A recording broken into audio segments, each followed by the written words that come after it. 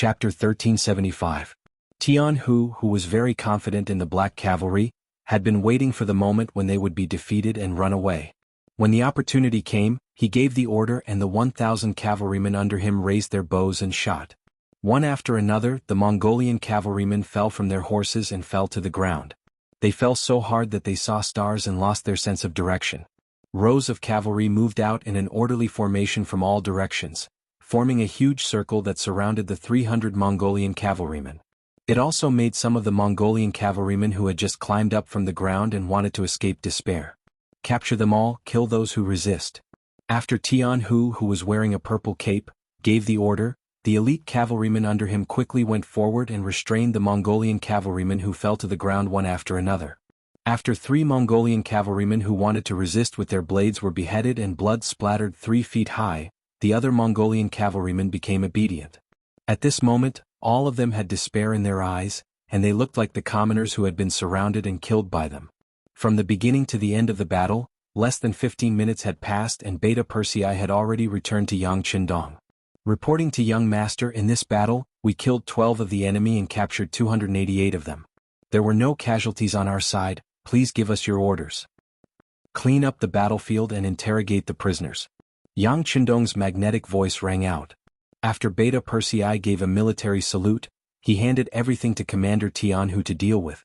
Tian Hu, who had been through hundreds of battles, was very familiar with these matters. He quickly came to Aheki and asked about whether there were any more Mongolian cavalrymen nearby. Aheki, who had been beaten silly, had 2 of his fingers mercilessly chopped off by Tian Hu. He screamed and said loudly, I'll talk. In less than 10 minutes, Aheki told him that there was another group of Mongol cavalry 100 miles away beside the Lena River. The 6th young master, he told me that there is a group of 2,000 Mongolian cavalry near the Lena River in the northeast. Their mission is to monitor this area and prevent the Far Eastern Army from breaking out, Tian Hu reported as he walked in front of Yang Qindong. 2,000 cavalrymen? Yang Qindong sneered. Let's go and devour them. Anyone who dared to challenge the 5-star army was an enemy. Yang Qindong would never show mercy to his enemies, not to mention an army of foreign races.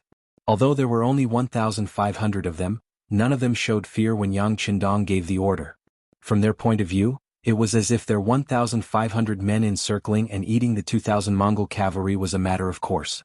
It was so normal. He left behind a small group of 50 men to watch over Aheki and the other 2 captives. In the blink of an eye, Yang Qindong brought the main force and disappeared from the Amuga River. Lena River. The river was flowing from a high point to a low point. Beside this 30 feet wide river, a number of tents had been set up. Many Mongolian soldiers patrolled with their sabers in hand. Piles of firewood were piled up here, and many fully dressed sheep were placed on the piles of firewood. What a lively scene. The sky was about to turn dark and bonfires were lit. From the tents at the side, many white-skinned women in tattered clothes walked out. Under the illumination of the fire, everyone's face revealed a terrified expression.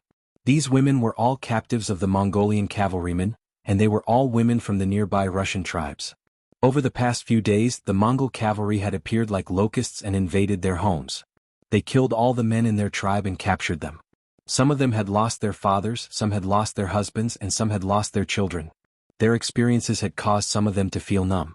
If not for the fact that they did not have the courage to die, they would have followed in the footsteps of their families. However, although they did not die, they only had a body. Without a soul, without hope, they were just walking corpses. Bring them out and let them dance. If they dance well, they will have food to eat, ha. A middle-aged man dressed in Mongolian armor laughed out loud. He was the general of the 2,000 Mongolian soldiers, Nanlidi.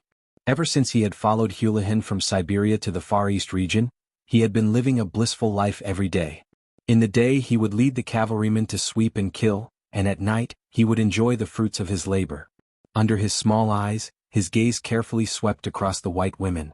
He had already chosen 2 targets who would serve him to sleep tonight. Compared to the life in the Far East region, it was much better than the barren Siberia. There was good wine, beauties, and a Han Chinese army that could be taken as prey at any time.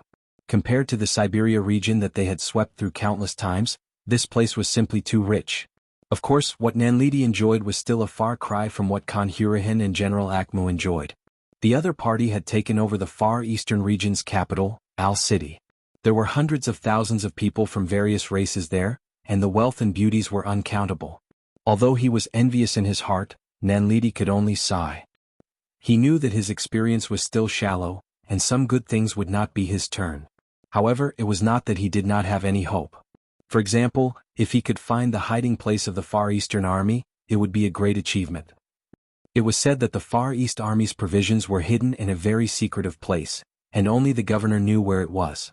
Once he found this person, the merit he would receive would be enough to qualify him to go to All City. At that time his treatment would undergo an earth-shattering change. And tomorrow we will send people to search nearby and expand the search area. However, for now, of course we have to enjoy it. Haha, come on, let them dance. Nanlidi, who was full of expectations for tomorrow, seemed to be filled with yearning and hope. His entire mood seemed to have become even more excited at this moment. The general gave the order, and the women who were chased out of the house were thrown into the inner circle, and under the light of the bonfire, they started to dance the Russian folk dance. Outside, countless Mongolian cavalrymen drank the horse milk wine, ate the whole roasted lamb, and laughed with saliva dripping from their mouths. Some of their gazes were filled with lust when they looked at the scene, as if they were evil children on the grasslands staring at white lambs. The women felt their hearts palpitating, and some of the more timid ones started to cry. They could already imagine what kind of fate would befall them when night fell. Thinking about how they would soon become the bedding of these evil wolf-like people, some of them could not help but start to sob. Everyone would be afraid, and now the Russian women were not only afraid, they had already started to feel fear. This caused their dance to become messy, and it immediately attracted the scolding of some of the Mongolian soldiers. The more nervous one was, the easier it was for them to make mistakes. Finally, one of the girls lost her composure. Especially when she was too direct with the gaze of a Mongolian soldier, she accidentally sprained her ankle and fell to the ground. Bastard, you can't even dance properly, what's the use of having you? One of the closest Mongolian soldiers pulled out the scimitar at his waist and walked towards the woman with a ferocious gaze. His body was filled with killing intent, and his gaze was filled with rage. He wanted to kill one as an example, and let all the Russian women know that in front of the brave Mongolian soldiers, they could only listen obediently. Otherwise only death would await them. The Mongolian soldier stood up and the Russian women cried out in shock. They hugged each other, but they threw the woman on the ground to the side. In times of danger, the selfish side of humans was fully displayed. Although they were all prey, no one had any intention of standing up for the woman. It was better to live than to die, and this was a truth that could be easily displayed in many ways. All of the girls were trembling in fear, causing the other Mongol soldiers to laugh out loud. They loved to see their prey in fear, and it was as if that was the only way to show off their strength. The Mongolian soldier who stood up had already pulled out the scimitar on his body, and in a few steps he arrived in front of the Russian woman on the ground. What he saw was a pleading, pitiful and helpless gaze. However, at this moment, it was as if he did not see it. In these few days he had already killed 2 Russians and he was no longer afraid of killing. On the contrary, he could even feel a trace of pleasure from it. Sometimes, killing could be addictive, especially when the prey did not dare to resist and was at his mercy. That kind of feeling was indescribably wonderful. The Mongolian soldier raised the scimitar in his hand, and his face was filled with smiles. Then he swung the scimitar down, and he could not wait to see the woman covered in blood and struggling on the ground. The other Mongolian soldiers did not move, and it was as if they were already used to this scene. They were still waiting for the scimitar to fall, and as long as this woman died, the other Russian women would definitely be more obedient. Later on, wouldn't they be able to do whatever they wanted and they would be at their mercy? Unknowingly, everyone's gaze landed on the Mongolian soldier, and they were waiting for what was about to happen. However, 1 breath passed, 2 breaths passed, and that scimitar did not fall. It wasn't until 3 breaths later that someone suddenly shouted, "Where did the bow and arrow come from?" Not good. Enemy attack. Under the illumination of the bonfire, an arrow with a trembling tail appeared on the back of the Mongolian soldier. At this moment, a quarter of the arrow had already entered. Previously, because of the angle, no one noticed it, but now that they saw it clearly, some of the experienced soldiers began to shout. Chapter 1376. It was also with this shout that the ground rumbled. It was as if a million drums were beating in the hearts of those who heard it, causing many people to be surprised at the first moment. Any veteran who had been on the battlefield could tell that this was the sound of horses galloping on the ground. From the sound of it, there should be a large number of cavalrymen. Get on your horses, pick up your weapons and follow this general to kill. Nanlidi also threw the wineskin in his hand to the ground at the first moment, and then he started to make a fuss. He had not heard that the Khan was going to send troops to help him. Furthermore, one of his brothers had already been shot by an arrow. Even if he used his toes to think, he should know that the enemy was not a friend. However, he did not panic. The only enemies in the vicinity were a few scattered Russian tribes. They were few in number and did not have enough horses and weapons. They were not a threat to them. As long as they could withstand the initial attack, it would be time for them to counterattack. As expected of well-trained elite soldiers, under the command of their general, the drunken Mongolian soldiers seemed to have changed. They were all in high spirits as they found their horses and pulled out their scimitars. They looked as if they were ready to enter the battlefield at any time. Rumble, rumble, the sound got closer and closer. Following that, a group of cavalrymen in black clothes and black armor charged towards the Mongolian camp under the protection of another group of cavalrymen in green military uniforms. While they were still far away, the arrows in their hands were fired from afar. When the arrows landed on the tents, they caused a raging fire. The newcomers were the 200 black cavalry led by Ba Daojiang, the vice-captain of the 1st Battalion of Black Cavalry Dragon Guards, as well as the 600 soldiers of the 1st Cavalry Army led by Tianhu. During the day, the black cavalry had been in the limelight by the Emurga River. At night, Tianhu did not want to be a spectator. He took the initiative to ask for battle, and Yang Qindong allowed him to bring 600 soldiers. As for the other black cavalry and the 1st Cavalry Army, they surrounded the perimeter to prevent the enemy from escaping.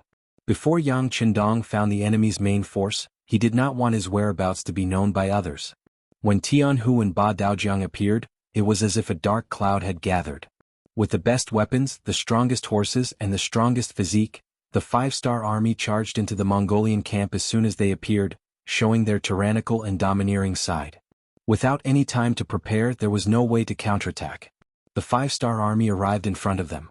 The lit tents and the bonfires on the ground became the guiding lights, illuminating the surroundings and giving the 5-star army directions, allowing them to kill in all directions. One after another, the Mongolian soldiers who had yet to find their horses were hacked to the ground. One after another, the Mongolian soldiers who wanted to counterattack realized that the scimitars in their hands were quickly broken into two, becoming useless objects. One after another, the Mongolian soldiers fell to the ground covered in blood, their bodies trembling uncontrollably. One after another, the Mongolian soldiers watched as the enemy scimitars slit their necks. They were powerless and helpless. It was as if they had been surrounded by the small Russian tribe. Now they had become the prey, the meat on the fish. Those who resist will be killed without mercy. Those who surrender, throw down your weapons and kneel on the ground and you will live. Tianhu held his scimitars, and in a short period of time, he had already cut down 3 Mongolian soldiers. He was filled with killing intent as he watched the Mongolian soldiers in front of him dwindle. Those who surrender will live. Those who resist will die. More and more 5-star army soldiers began to roar. Their voices were transmitted into the ears of the Mongolian soldiers. Some of the Mongolian soldiers who had been frightened pale by the scene in front of them finally put down their weapons. This was simply an unequal battle. One side came prepared, while the other side came unprepared. One side was preparing their troops, while the other side was immersed in wine and women. One side was filled with killing intent, while the other side was filled with fear. One side was like a hot knife through butter, while the other side was defeated like a mountain. Under such a situation, if they continued to resist, they would only die. Just like those Russian girls who knew that it was hard to live, but did not want to die, these Mongolian soldiers were the same. After knowing that they could live if they surrendered, they did not hesitate to choose the latter. With a large number of Mongolian soldiers kneeling and surrendering, the situation on the battlefield became clearer. In less than an hour, the entire battle had ended. Ba Daojiang and Tianhu began to clean up the battlefield. The Russian girls who had been captured stood together, the Mongolian soldiers who had surrendered squatted together, and the corpses of the Mongolian soldiers who had been killed were carried together. Under the illumination of the flames, the Russian girls looked at their surroundings in panic. To them, the Mongolian soldiers had been defeated, but it did not mean that they were free. No one knew who these Mongolian soldiers were and whether they had any other intentions. If one were to use a phrase to describe their mentality, it would be that they had just escaped from the wolf's den and entered the tiger's den. Rumble, rumble, rumble. The earth trembled once again, causing the Russian girls, who were already worried about their future, to have a drastic change in expression. Could it be that another cavalry was coming? If that was the case, would they be able to survive the battle? On the other hand, the Mongolian soldiers who had dropped their weapons on the ground were pleasantly surprised. More Mongolian soldiers? Could it be their own people? If that was the case, wouldn't they have a chance to retaliate? Some of the smarter ones could not help but raise their heads and look around. Wuxia. With a slash of the saber, a head that was still moving around quickly flew into the air. When the head was separated from the body, blood spurted out and sprayed on the bodies of the surrendered Mongolian soldiers, causing them to tremble uncontrollably. At this moment they finally realized how ruthless their opponents were. They were even more ruthless than they were. Compared to them who killed without batting an eyelid, these Mongolian soldiers were the demon kings. Don't have any dirty thoughts. Act like you are surrendering. When Ba Daojiang's loud voice rang out, he was wiping the saber in his hand. With such an example, the rest of the Mongol soldiers quickly became obedient. Now, even if the battle cries outside shook the heavens, they did not have the courage to raise their heads. After a series of rumbling sounds, another group of Mongolian soldiers entered the battlefield. Yang Qindong, who was dressed in a golden battle robe, entered the battlefield under the protection of the Black Cavalry and the soldiers of the First Army. Behind them, hundreds of men dressed as Mongolian soldiers were hugging their heads as they walked. Among them was the general of this group of Mongolian soldiers, Nanlidi. When the battle started, the situation was one-sided. When Nanlidi saw that the enemy was not friendly and that they were strong, the first thing he did was not to lead his soldiers to retaliate. Instead, he led the hundreds of elites to escape. At any time, survival was always the most important thing. Nanlidi was thinking that as long as he could escape, he would go to All City to seek an audience with the Great Khan and ask for more reinforcements to completely eliminate this unknown enemy. With the thought of revenge in mind, Nanlidi decided to endure for now. However, not long after he left the tent, he met Yang Qindong who had been waiting for him.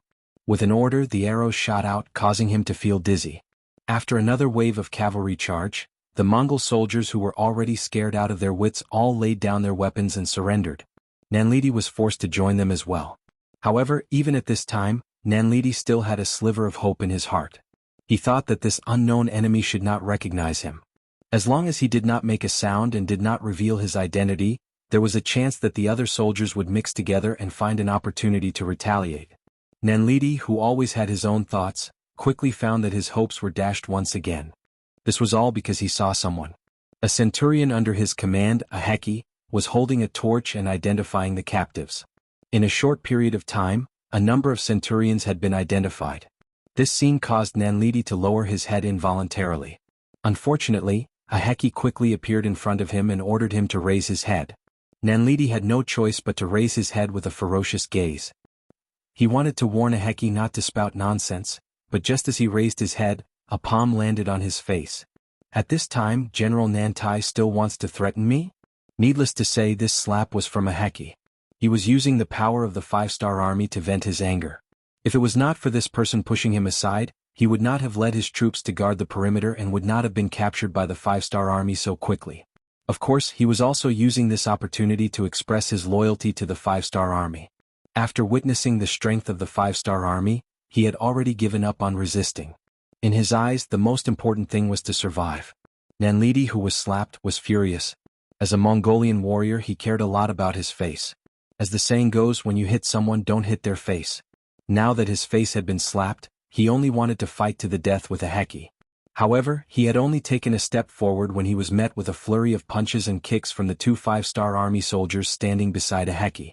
After who knew how many kicks, Nanlidi finally became obedient. Lying on the ground, he felt that lying on the ground was a very comfortable thing. He is the commander of the troops, General Nanlidi. I will have to trouble the two of you to bring him over. Unlike facing Nanlidi, a Heki had a flattering expression. Under the drag of the 2 5-star army soldiers, Nanlidi was thrown in front of Yang Qindong, who was already sitting under the golden blade. Just as he was about to lie on the ground and play dead, a clear voice entered his ears. If you don't want to die, kneel properly. Chapter 1377. With the scene of him killing the surrendered Mongol soldiers, Nanlidi immediately knelt down and did not even waste a breath of time. The soft feared the hard feared the rash, and the rash feared those who did not care about their lives. The facts proved that the ancients did not lie. The 2,000 Mongol cavalry were either killed or surrendered. After the matter was tallied, not a single one of them managed to escape. This was because Nanlidi was too careless and did not even send out a single scout. Maybe he thought that he was the king in this world and no one dared to offend him. None of the 2,000 Mongol cavalry managed to escape, and none of the Russian girls managed to escape. The tallied result was that there were close to 400 of them. Among them there were many women who were close to 50 years old. From this, one could see that the Mongol cavalry were a bunch of country bumpkins who wanted anyone. Along with Yang Qindong's arrival, these Russian girls were naturally released and Nikolaev personally talked to them. Based on Yang Qindong's instructions, if they could find their own tribe, they would be given food and allowed to leave. They would also take the chance to spread the news of the five-star army's arrival and some policies that would benefit the people. On the other hand, if they had no home to return to, they could follow the five-star army to All City, which was where the far eastern province was. When they reached there, whether they remarried or started their own tribe, as long as they were willing to work hard for the five-star army, they would not starve to death. On the contrary, those who worked hard would change and live a better life. At this moment, Nikolaev was filled with absolute respect for Yang Qindong. He personally saw 1,500 five-star army soldiers deal with 2,000 Mongol cavalry like they were chopping vegetables. At this moment he already had the thought of joining the five-star army. He placed a lot of importance on the mission that Yang Qindong gave him and wanted to complete it well. They did not rest for the entire night, and Nikolai brought his 4 brothers to talk to almost all the Russian women. After confirming that more than 30 of them could find their own tribe, they gave them food and allowed them to leave. There were still around 350 Russian women left in the camp, and they would be sent along with the 2,000 Mongol cavalrymen who were captured and sent to the city of Arr. The only difference was that these women were considered good citizens while these Mongol captives had to do manual labor. In the future they would have to repair the city walls and roads. The next morning Yang Qindong first listened to Nicholas' report. After knowing that Nicholas had completed the task well, he gave him some encouragement. Then he saw Nanlidi, who had become very obedient after being tortured for a night. Bugnam of Gojoseon, this sinner is willing to take my place. Please don't kill me, don't kill me. A night of torture made Nanlidi understand what was worse than death. At this moment he did not dare to think about what happened last night. He only wanted to live, even if he had to sacrifice his dignity. Very good. Then immediately follow your agreement and report the appearance of the five-star army's reinforcements at the Emurga River. Remember, no matter what method you use, as long as you can lure the main force of your cavalry over, it will be a great achievement. Otherwise, if you can't complete this task, you can prepare to die. No, it will be worse than death. Yang Qindong didn't look at Nanlidi. He didn't have a good impression of such a spineless general. If it wasn't for the fact that he still needed this person, he would have already ordered people to drag him out and behead him. Yang Qindong gave him a chance and Nanlidi readily agreed. He knew that whether he lived or died or lived a life worse than death, would depend on the completion of this task. How could he dare to be careless? After he left the tent, he took the initiative to look for a Heki.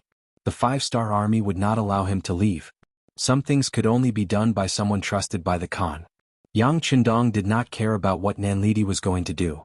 He brought the army and retreated towards the Emurga River. When he came, he had already observed that the terrain was very suitable for a large army to fight. He had to set up a trap in advance and wait for the enemy to take the bait. Arching. The place where the capital of the eastern state was located. At this moment, the largest mansion had already become the residence of Abelia Khan Hurahan. It had been more than 3 months since they occupied Arching. This was also the most comfortable winter that Hurahan had ever experienced. In the past, when he was in the Abelia region, when winter came, it would feel like a year. Everywhere was white snow. In some places where there was no wind, the snow was almost 10 feet deep. Even if the cavalry fell into the snow, they would quickly disappear without a trace.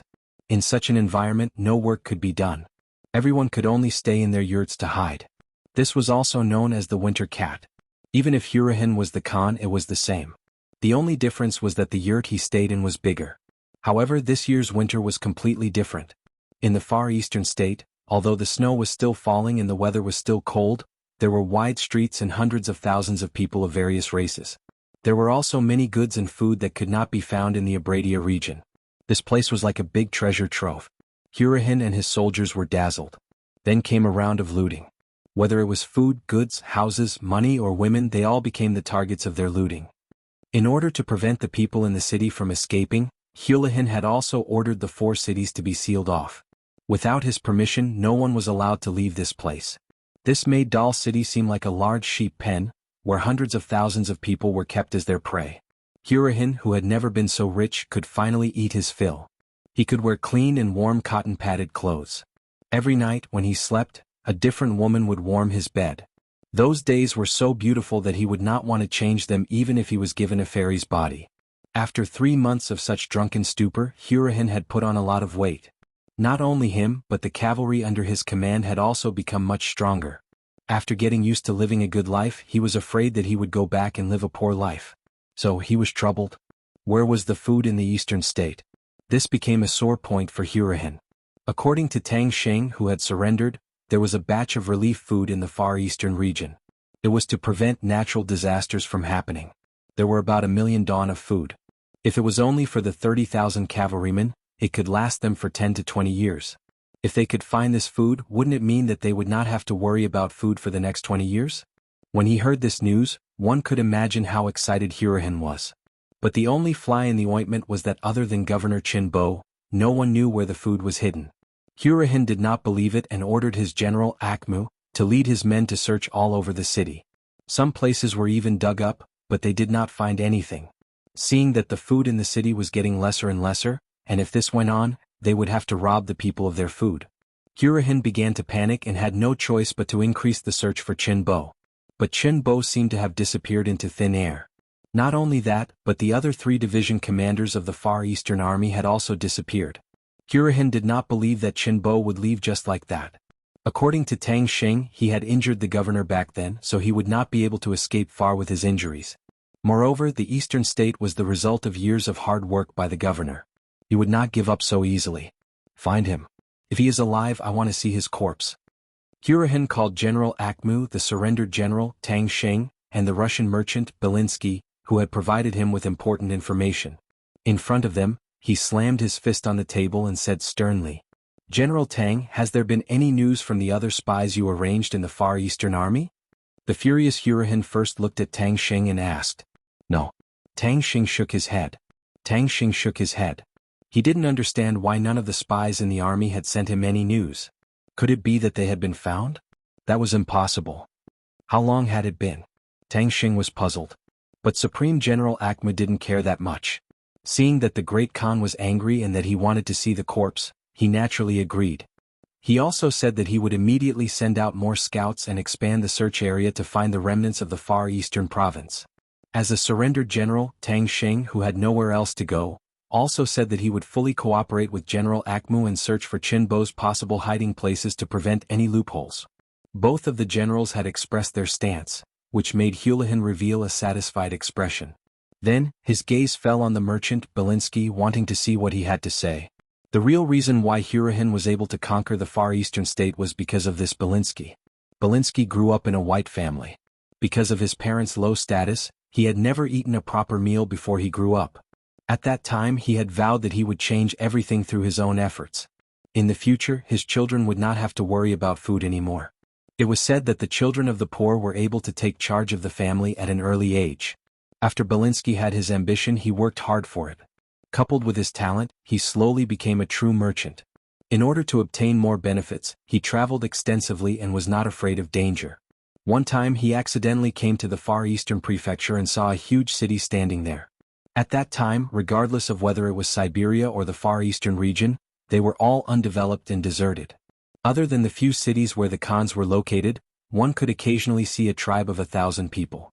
Those could be considered prosperous. However, there were hundreds of thousands of people from various races in Dal City. This shocked Belinsky and made him very excited. Merchants knew that as long as there were people, they could do business. These hundreds of thousands of people were equivalent to hundreds of thousands of customers, which meant that they could earn an uncountable amount of money. Chapter 1378. In his excitement, Belinsky used his business methods to understand the situation in the city, as well as the prices of the various items in the city. As his understanding of the city deepened, he was also deeply shocked by the dazzling array of goods in the city. For example, glass products, perfume, silk, tea leaves, and so on were all used here. Once these things were sold elsewhere, the benefits would be unimaginable. In his excitement, Belinsky took out all of his savings to purchase goods in all city. Gradually he established a relationship with Tang Sheng. Under his intentional roping, the two of them quickly became friends, and he was also able to learn some secrets that no one else knew. For example, if a Han merchant were to purchase goods from Arching, the cost would be reduced by a lot, and they would receive a lot of preferential treatment. For example, Tang Xing actually had Mongolian blood in him, and his tribe was in the Abelia region, etc. Belinsky had always been an ambitious businessman. After learning about the situation, he had other ideas. For example, he could drive the Han people out of the Far Eastern region and let him personally control everything. That way, his strength would increase by hundreds or even thousands of times in the shortest amount of time. At that time, he would no longer need to run around doing business. At that time, his descendants would no longer have to worry about not having enough to eat. After the ambitious Belinsky left the Far Eastern region, he came to the Siberia region to look for Khan Hurahan. If he wanted to achieve his goal, he needed a powerful partner, and Hurahan was that person in his heart. Hurahan, who was also ambitious, quickly got together with Belinsky. Then they took control of Tang Xing's tribe and used him as a spy to launch a surprise attack. Without any preparation, Qin Bo was injured and fled, and the Far Eastern region changed hands. In fact, Hurahan was able to live a good life now because of the information and help provided by Belinsky. Therefore, in his heart, he still valued this merchant very much. Now he looked at him and wanted to hear if he had any good opinions. This did not disappoint Hurahan. From the perspective of a merchant, Belinsky made a suggestion. Open the city gates and let the commoners out. At the same time, offer a large reward for information on Qin Bo's whereabouts. No matter who it was, what tribe they were from, or what status they had in the past, as long as they could provide information on Qin Bo's whereabouts, they would be rewarded with 50,000 taels of silver. If you can capture him alive and deliver him to me, you will be rewarded with 100,000 taels of silver. Whether it was 50,000 or 100,000, it was not a small number. If they hadn't conquered Arching, even if they sold Hurahan, they wouldn't have been able to gather so much money. But now he had already occupied the Far Eastern state. He had plundered a lot of good things here, but he didn't have time to take away the silver. These mere tens of thousands of silver taels were nothing in his eyes. Great Khan, everyone has a greedy heart. As long as we offer a large enough reward, no one will not be tempted. Once the news spreads, we don't have to worry about Qin Bo not showing up, Belinsky said confidently. This came from his understanding of human nature. In this world, no one didn't like money. All they had to do was provide information and they could get 50,000 taels of silver. They wouldn't be able to finish eating and drinking for the rest of their lives. Who wouldn't be tempted? The so-called loyalty was only because the bargaining chip for betrayal wasn't enough. Now that Belinsky had raised this bargaining chip and was satisfied, anyone with a weak will would know what decision to make. Good, very good. Hu Lihan was overjoyed when he heard that. He just wanted to find Qin Bo and use him to find the million dan of grain. He didn't care about the process. A huge net was set up to find Qin Bo. At this time, Qin Bo didn't know that someone had put a bounty on his head. He didn't even know that Yang Qindong had led the army into the Far East. At this time he was suffering from a fever in a forest 50 miles east of Arching, enduring a life-and-death crisis. It's still not working. He's still burning, the captain of the guards, Xia Qian, said worriedly after removing his hand from Qin Bo's forehead. If it doesn't work, then boil some water. The commander of the 2nd Cavalry Division, Kong He, clenched and unclenched his right fist. He seemed to have made a decision. Tang Xing's sudden attack had caught Qin Bo off guard. He had been stabbed while running away. Fortunately, the Far Eastern Army had a complete set of traditional Chinese medicine, so a knife wound wasn't fatal. However, Qin Bo hadn't had a good rest. His wound had become infected while he was running, causing him to have a high fever. Although the wound was no longer inflamed, if the fever didn't subside, his life would still be in danger. Scalding one's feet with hot water was a good way to get rid of the fever. Everyone who studied under Yang Shui knew this. However, the problem was that they were in a state of hibernation. They couldn't boil water and smoke to attract attention.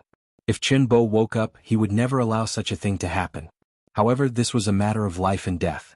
When Qin Bo wasn't awake, Commander Kong He took his position and gave this order. Okay, let's be careful. The captain of the guards, Xia Qian, nodded and ordered someone to make the arrangements. He himself didn't leave Qin Bo's side at all times. He even had a short knife with him.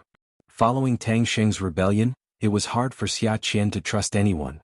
Speaking of which, it was precisely because of Tang Xing's rebellion that Qin Bo became vigilant. He firmly grasped the military power in his hands and gave the order when he was running away.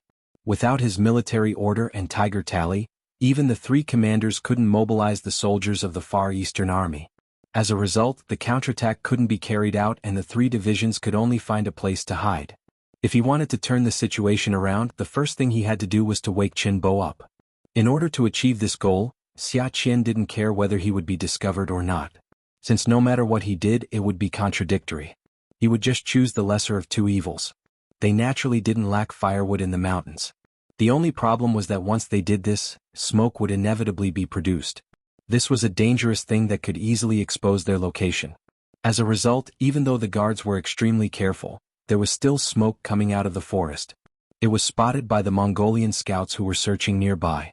However, due to the distance, he couldn't immediately go forward to investigate. After thinking for a moment, he turned his horse around and rushed towards a nearby Mongolian army. Just as this Mongolian scout was about to leave, there was another cavalry scout about 8 li away who also saw this scene and left. The hot water was finally boiled. The unconscious Qinbo was supported by Xia Qian as he placed his feet into the tub of hot water. With a cry, Qinbo woke up from the hot water and slowly fainted again. Fortunately, after soaking in the hot water, his body began to sweat. After 2 hours, his body temperature began to drop and Qinbo woke up again. With the fever temporarily gone, Qinbo's spirit seemed to be much better. With Xia Qian's support, he forced himself to sit up. He first looked at the tub that was still warm and frowned. "You guys started a fire?" "Yes, it was my order." The 2nd Cavalry Division's commander, Kang He, took a step forward and took responsibility. Beside him, Commander Xia Qian also followed up and said, "I also agree." Yeah. Hearing that they had started a fire, Qinbo sighed. At this moment he didn't know what to say. However, since the fire had already started, it was too late to say anything. He could only hope that no one would discover them. "Alright, let's not talk about this matter. This place could be exposed at any moment. We need to leave this place immediately and look for another safe place. Commander, the 2nd Cavalry Division is nearby. Should we gather with them?" Knowing that the commander would make such an arrangement, Division Commander Kang He volunteered. "No." Qinbo shook his head and said decisively, "We are in danger at any moment. Tang Xing has rebelled. No one knows if there are any spies in the army. For the safety of the army, we cannot take the initiative to contact anyone. A person couldn't fall in the same place twice." Qinbo's method was understandable. Although it was a little passive, it was better in terms of safety. After the other 3 divisions went into martial law, it could indeed ensure their safety to the greatest extent. However, this way the military would be in danger. "It's fine. With our guard division, we will protect the general's safety even if we have to risk our lives." As the commander, Xia Qian had a determined expression. Although the guard division had suffered heavy losses on the way out of Al-Air City, there were less than 200 people left from the original 2,000 people. However, even if there was only 1 person left, they had to arrange for the general to be sent out. Good. Hearing Xia Qian's attitude, Qinbo patted the back of his hand in satisfaction. Then, his face was covered by a layer of worry. "Sai, it's a pity that our radio is broken and we can't contact the outside world. The situation here can't be spread out in time. I think the 6th young master must be worried sick." Qinbo temporarily regained consciousness. However, it didn't eliminate the possibility of him having a high fever at any moment. After all, the hot water treatment didn't solve the problem. Without a safe environment to rest, the fever could reappear at any moment. Using this time, the guard division made the decision to move. However, just as everyone was packing up and Qinbo was being carried onto a military stretcher, a soldier hurriedly came to report that there was a large group of Mongolian cavalry outside the mountain. There were at least 1,000 of them. "They found us so quickly?" Whether it was Kang He or Xia Qian, their faces sank. Chapter 1379. Maybe this is fate. How about this, you guys go first and I'll cover you. Remember, no one can have the right to mobilize the army without an order. If I die, then wait for the 6th young master to send a new commander to give the order. In comparison, Qinbo's expression was calmer, as if everything that happened was not out of his expectations. "No, if we're leaving, we'll leave together." Xia Qian and Kang He said almost at the same time. As the captain of the guards, protecting Qinbo was his most important task. Once the commander was in trouble, he would naturally not be able to avoid punishment. It was understandable that he would say such words. However, Kang He was the commander of the 2nd Cavalry Division, so he did not need to do this. However, Kang He still made such a decision. When Qinbo heard it, he could not help but sigh. He could understand Kang He. He was originally the commander of the 2nd Cavalry Division, but because he was worried about his illness, he took the initiative to leave the division. Now, it was not impossible for him to return to the division, but after he returned, he would probably only be able to hide in the dark and would not be able to mobilize the army. After Tang Sheng's rebellion, without Qin Bo's orders, even the commander could not mobilize the army. He felt that this commander had no authority. Instead of going back to hide, he might as well kill the enemy here and leave his life or death to the heavens. In fact, Qin Bo used to trust Commander Kong He very much. Otherwise, he would not have arranged for him to guard the nest in the far eastern region when he sent troops to rescue Beginning City. However, since there was a problem with Tang Sheng as the commander, he had given the order that the army should not move without orders, so he had to treat everyone equally. Sighing, Qin Bo knew that it was impossible to chase the two of them away. He could only speak while he was still conscious. Since that's the case, let's move to a safe place now. Let's go. After Xia Qian agreed, he ordered the guards to speed up. At the same time, he sent out scouts to scout the enemy's situation. He wanted to find an opening where the enemy was weak to charge out. There were 1,000 Mongolian cavalrymen surrounding this area. They were quite lucky and were patrolling this area. When they heard the report from the scouts, they rushed over with the intention of giving it a try. Unexpectedly, they really bumped into a big fish. Although he wasn't sure if the person who was surrounded was a general from the Far Eastern region, it was already a great achievement that he was able to fight back. The Mongolian general's eyes glowed with excitement as he said, "Don't be in a rush to attack. We need to surround them before we attack. In any case, we cannot let a single person escape." It had to be said that these Mongol cavalry were quite strong. After roaming the Siberian region for many years, they had unique experience in fighting cavalry in mountainous regions. In this aspect, even the five-star army that had been through hundreds of battles would not be their match. This was also the main reason why Yang Qindong did not immediately head for Arching, but instead set up an ambush beside the Amuga River. It was because they were good at fighting in the mountains that the 1,000 Mongolian cavalrymen did not take the Far Eastern army seriously. In their eyes, the Far Eastern army was just a defeated opponent. Therefore, after the order was given, they did not rush to surround the Far Eastern army. This made Xia Qian and the others, who were in the middle of the encirclement, very anxious. They were already prepared to fight back with all their might when the enemy charged at them. They were also prepared to look for a weak point to break out of the encirclement. However, the enemy did not panic and continued to shrink the encirclement. In this way, it would be hard to say if there was a weak point. They are still not in a rush to charge. We have to make the first move. Xia Qian was not a stubborn person. Otherwise, he would not have become the captain of the guards. After thinking deeply, he made a decision. He wanted to counterattack first and see if he could disrupt the enemy's formation and find a way to break out of the encirclement. Let me go. You have to stay behind and ensure the safety of the general. This is the most important thing. Kong He stood up again and made his decision to lead the troops. No. This is my responsibility as the captain of the guards. How can I let Mr. Kong take the risk? Xia Qian shook his head and said, "What do you mean by taking the risk? Do you think we will be safe if we stay here?" Kong He did not back down. Obviously, the two of them saw the danger in front of them. Instead of sitting here and waiting for death, they might as well charge out and fight the enemy to their heart's content. At least they could kill a few enemies. The two of them were still arguing. Neither of them had the intention to back down. On the outside, the Mongolian cavalrymen were getting closer and closer to them. The encirclement was also shrinking. It looked like the battle would start at any moment. However, they did not know that behind them, there was a group of cavalrymen quickly gathering and closing in on them. They were the vanguard that Yang Qindong sent out. They were the vanguard led by Dai Qua, the former commander of the Far Eastern Army's 1st Cavalry Division. Considering that Dai Qua was familiar with the situation here, Yang Qindong sent him out to see if he could find Qin Bo's position. When the time was right, he would coordinate with him from the inside.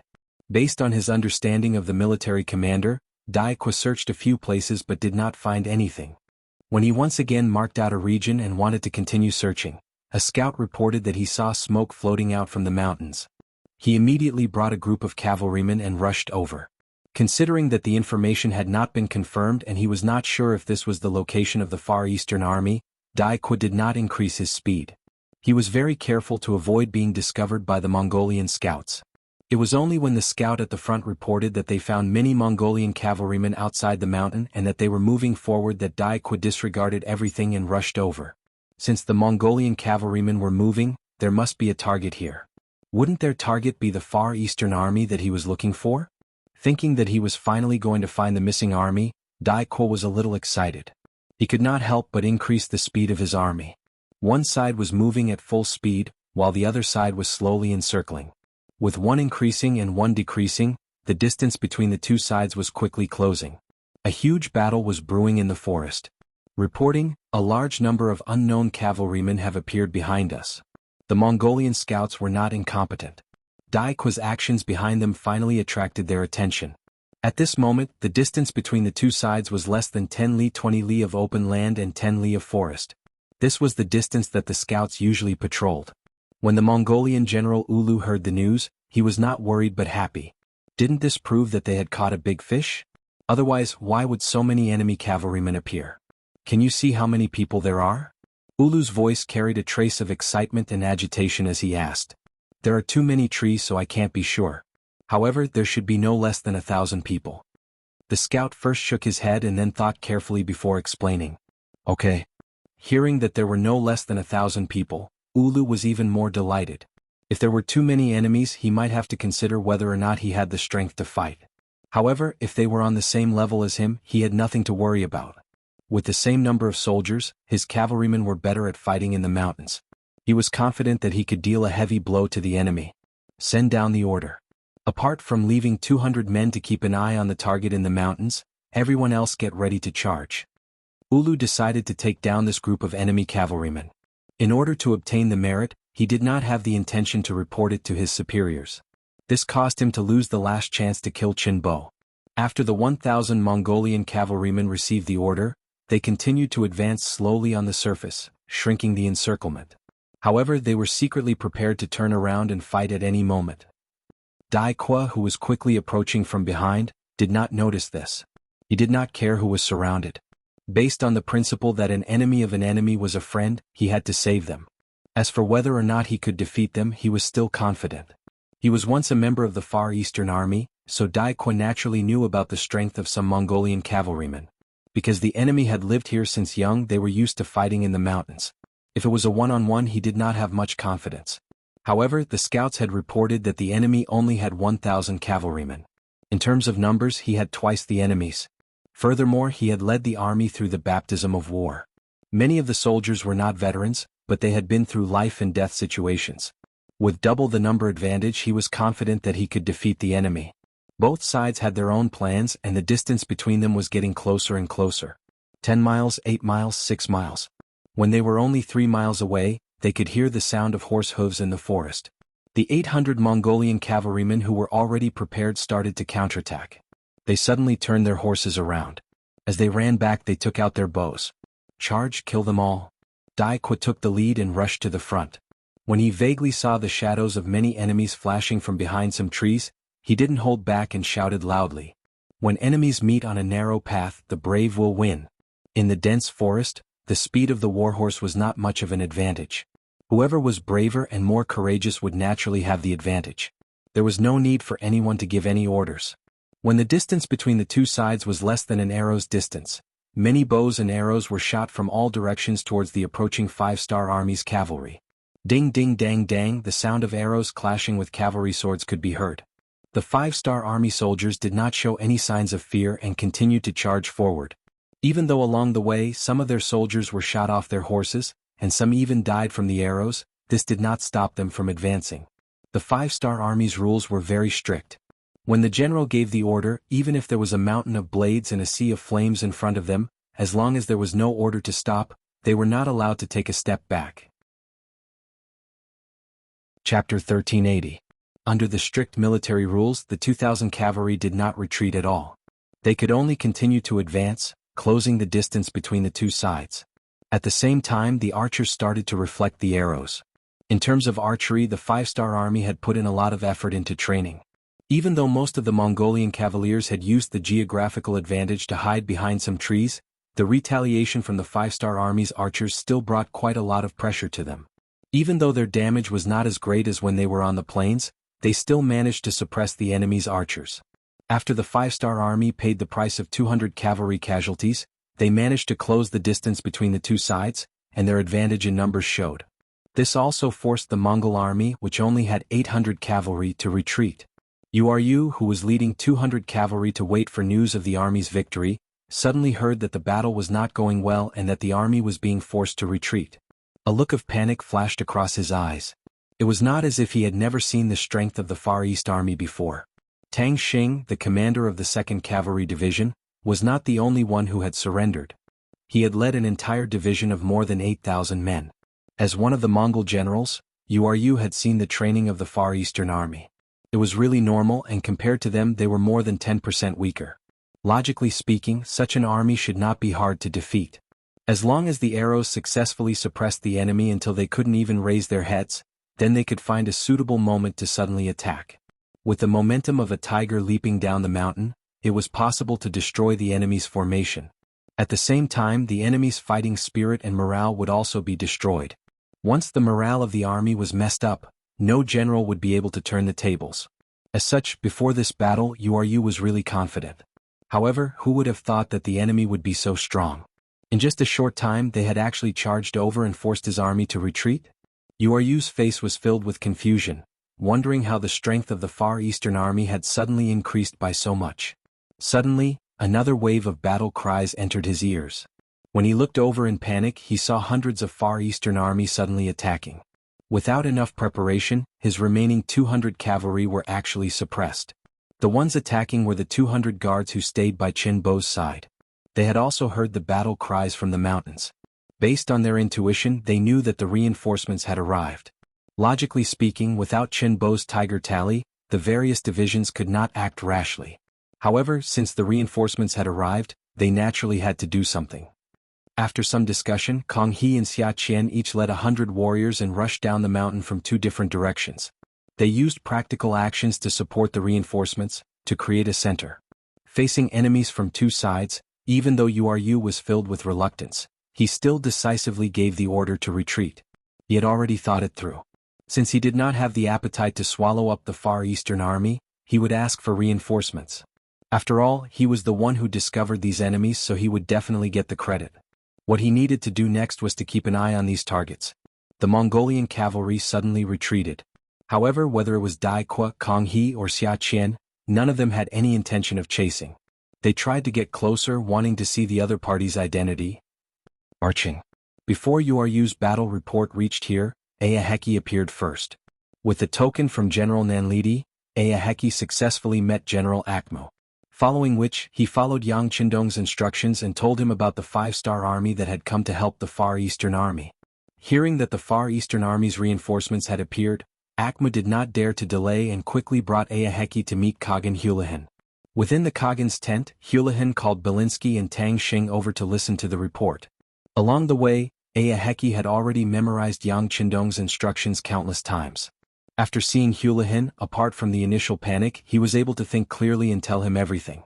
Based on Aaheki's description, the 5-star army only had 10,000 reinforcements, but the amount of supplies they brought was endless. There was no end to the carriages. While saying this, Aaheki noticed that both Hulahan and Akmu's eyes were filled with desire. Obviously, they were stimulated by the spoils of war. On the other hand, Belinsky seemed to be in deep thought, but it was hard to tell what he was thinking about. There really are countless carriages? Hulahan did not think too deeply about it. He just wanted to confirm whether Aaheki's words were true or not. Yes, I dare to use my head as a guarantee, Aaheki said confidently. Haha, good. Hulahan laughed loudly, then his gaze fell on Tang Xing and asked, General Tang, you know the most about the 5-star army. Tell me about it. Yes. Tang Xing cupped his fists and replied, About the 5-star army, this subordinate has come into contact with them once. He had seen them on the grassland when he and Commander Qin Bo were rescuing the beginning city. To be honest, they are very powerful and have a lot of troops. If we were to fight them on the grasslands, I'm afraid we wouldn't be their match. Oh, they're that powerful? Hulahan felt uncomfortable all over when he heard this. After all, the strength of the enemy always made him feel uneasy. Yes, they are very powerful. When the 5-star army launched their attack, the hundreds of thousands of cavalrymen of the Wala tribe and the hundreds of thousands of soldiers of the Great Ming Dynasty were no match for them. Tang Xing recalled the scene that had happened in front of him and sighed. He even thought about whether his betrayal of the 5-star army was a good thing or a bad thing. However, it was already done and it was meaningless to dwell on it now. He threw the pressure brought by the 5-star army to the back of his mind and continued, but that's only in an open area like in a mountain forest. I think they can't even use 30% of their usual strength. In addition, the Far East is vast with many mountains and lakes, and the roads are difficult to travel. It's not convenient for the army to move, and the transportation of food is also extremely difficult. In comparison, there's nothing to be afraid of. Hulahan was initially shocked by the might of the 5-star army, but when he heard Tang Xing's words, he couldn't help but nod his head and say, "That's right, this is the Far East, not the grasslands. No matter how strong the 5-star army is, they won't be able to send their army here. Otherwise, just the rations alone will cause them to fall into chaos. In the end, this is our territory.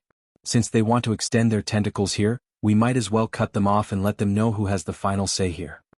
Hulahan, who already had a plan, changed his tone after saying this. He looked at Akmu and said, "Great General, this Khan will give you 10,000 elite troops. Do you have the confidence to defeat the 5-star army and bring back all the supplies they brought?" As the great general of the Mongolian army, Akmu was definitely a fierce general. It could be said that he wasn't afraid of anything. When Tang Xing said that the 5-star army was so powerful, he snorted disdainfully. He wanted to prove that he was the strongest when he had the chance. Now that he had been chosen, there was no reason for him to disagree. He immediately said loudly, "Don't worry, Great Khan, 10,000 elite troops will be enough to take care of this 5-star army reinforcements." Haha, as expected of a great general. "Good, if that's the case, then this Khan will wait to hear your good news." Hulahan laughed loudly. Clearly he was in a good mood. "Yes." A proud expression flashed across Akmu's face as he turned and left. Belinsky and Tang Xing then left as well. After walking out of Hurahan's residence, Belinsky suddenly stopped in his tracks and looked at Tang Xing, asking, "General Tang, the 5-star army only has about 10,000 cavalrymen. Why do we need to bring so many supplies when we're out?" Tang Xing chuckled and said, "The 5-star army doesn't lack money at all. Although they have been fighting in the north and south for the past few years, I have never heard of a shortage of resources. Every time they go to war, they will bring enough supplies and supplies. This has already become a habit." "I see." After hearing this, Belinsky couldn't help but reveal a look of shock. Earlier he was wondering if this was a trap set by the 5-star army. Now it seemed that he was thinking too much. However, when he thought about how rich the 5-star army's resources were, he couldn't help but yearn for it. Unfortunately, he had already joined forces with Hulahan and offended the 5-star army. It would be difficult for him to cooperate with them in the future. Not long after Belinsky and Tang Xing left the residence, another scout came to see them. They were sent by General Ulu to ask for reinforcements. When Hulahan heard that he had found traces of the Far Eastern army, he was naturally overjoyed. However, he didn't immediately send troops to eliminate them. In his opinion, the Far Eastern army was already a dish in his bowl that could be picked up at any time. Instead, the 5-star army was the target that needed to be dealt with immediately. He was afraid that if he was late, the 5-star army would run away. "Go back and tell General Ulu that this Khan will send 1,000 cavalry to help. Have them keep an eye on the Far Eastern army. When General Akmu returns in triumph, it will be time to send troops to deal with the Far Eastern army." Hulahan made the decision to deal with the 5-star army first before dealing with the Far Eastern army. What he didn't expect was that this move would give the Far Eastern army, which was already on the verge of death, time to breathe. This would sow the seeds of his defeat. General Dai Qua led the army to meet up with Division Commander Kong He in the mountains. Then he went to see Commander Chin Bo, who had fainted once again. After the temperature dropped again, Commander Chin Bo slowly woke up. When he opened his eyes and saw Dai Qua, his originally dispirited aura also became excited. "Division Commander Dai, why are you here? Did the reinforcements arrive?" Chapter 1381. "Yes, General. The 6th young master has arrived personally. He's bringing close to 100,000 soldiers and logistical personnel towards Al City." Dai Qua held Chin Bo's hand tightly as he spoke in an equally excited manner. "What? The 6th young master has arrived personally? Ah, that's great. Cough, cough, cough." Chin Bo coughed violently because he was too excited. "Sir, please take care of your body," Dai Qua said with concern when he saw Chin Bo's face turning red. It's fine. The 6th young master is here. I'll get better soon." "Haha." Chin Bo laughed again after he panted for a while. Although his fever had not completely subsided, it was obvious that he was in a better mood. Dai Qua was relieved when he saw that Chin Bo seemed to be in a good mood. Without this person he would not be a commander. He was grateful to his savior, so he asked for instructions when he spoke. "Sir, I brought a radio this time. Do you have anything to say to the 6th young master?" Radio? That's great. Report the Far Eastern Army situation to the 6th young master immediately and ask for further instructions. Qin Bo's expression became more excited. He looked like he wanted to receive Yang Qindong's reply right away. The radio was taken out and the report was sent out immediately after it was connected. Qin Bo narrated in detail about the fall of Arqing and Qin Bo's suspicions about some of the officers in the army. Before his suspicions were resolved, he did not dare to gamble with the army. Therefore, he did not move the army without permission and reported the situation one by one. When the radio was sent out, Yang Qindong, who was far away at the Amuga River, had already dug a pocket. He was just waiting for the Mongolian cavalry to enter. At that moment, Commander Dai Qu's telegram was sent to him. Yang Qindong calmly read the contents of the telegram. He wasn't angry, nor was he angry. As a lone army, the Far Eastern Army had been subjected to all kinds of tests ever since it was established. Due to geographical reasons, they couldn't get the support of the 5-star Army headquarters. This caused problems to arise during the construction process. The process of taking a new path had always been tortuous. Yang Qindong had long anticipated that there would be various problems. It was just that he had suffered a huge loss this time.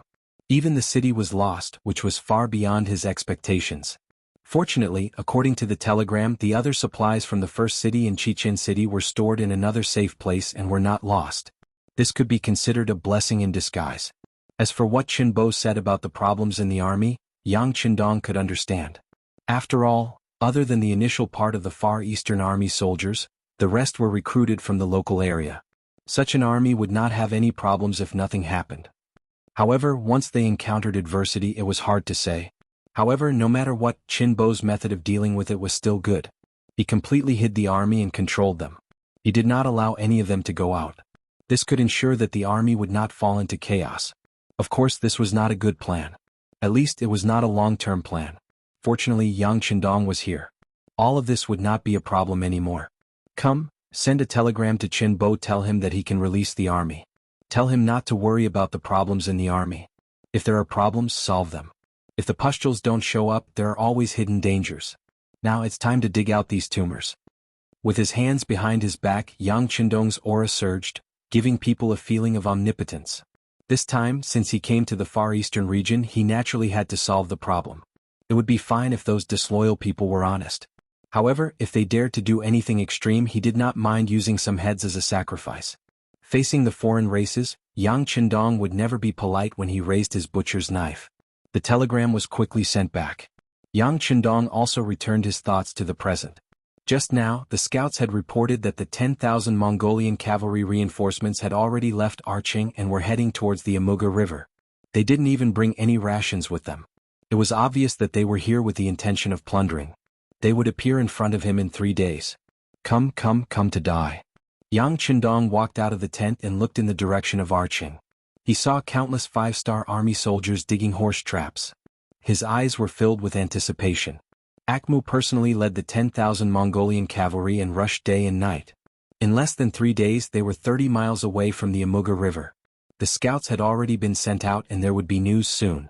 While arranging for the army to rest, Akmu also waited for the news from the scouts. He had already prayed to Tingri more than once that the 5-star army would not escape. Perhaps the prayers were effective, as the scouts returned and reported that the 5-star army was just 20 miles away from them. That's right. When he heard that the enemy was not 30 miles away but 20 miles away, Akmu heaved a sigh of relief. This was enough to prove that the 5-star army had been rushing and not waiting at the same spot. If the 5-star army's position did not change a few days ago, he would have thought that the enemy already knew that he was coming and had prepared a trap for him. But now the enemy had left their original position. This was enough to prove that his suspicions were unnecessary. In the past few days the 5-star army had only rushed a few dozen miles. Not only did this not make Akmu think too much, it even made him look down on them. Just from the speed of the other party's movement, they were not a strong army at all. Naturally, his confidence in this battle had risen a little. Pass down the order. The army should have a good rest. We will attack the camp tonight. All right, let the people guarding a Heki relax and prepare some good food for him. Akmu said with a relaxed expression. He had some suspicions about a Heki before, so he arranged for people to watch him. Now that he did not have so many suspicions, he did not need to watch him too closely. Who knows, he might be a meritorious official. As the general that the Khan of Siberia relied on the most, Akhmu was very proud and also very careful. He did not even send people to contact General Ulu.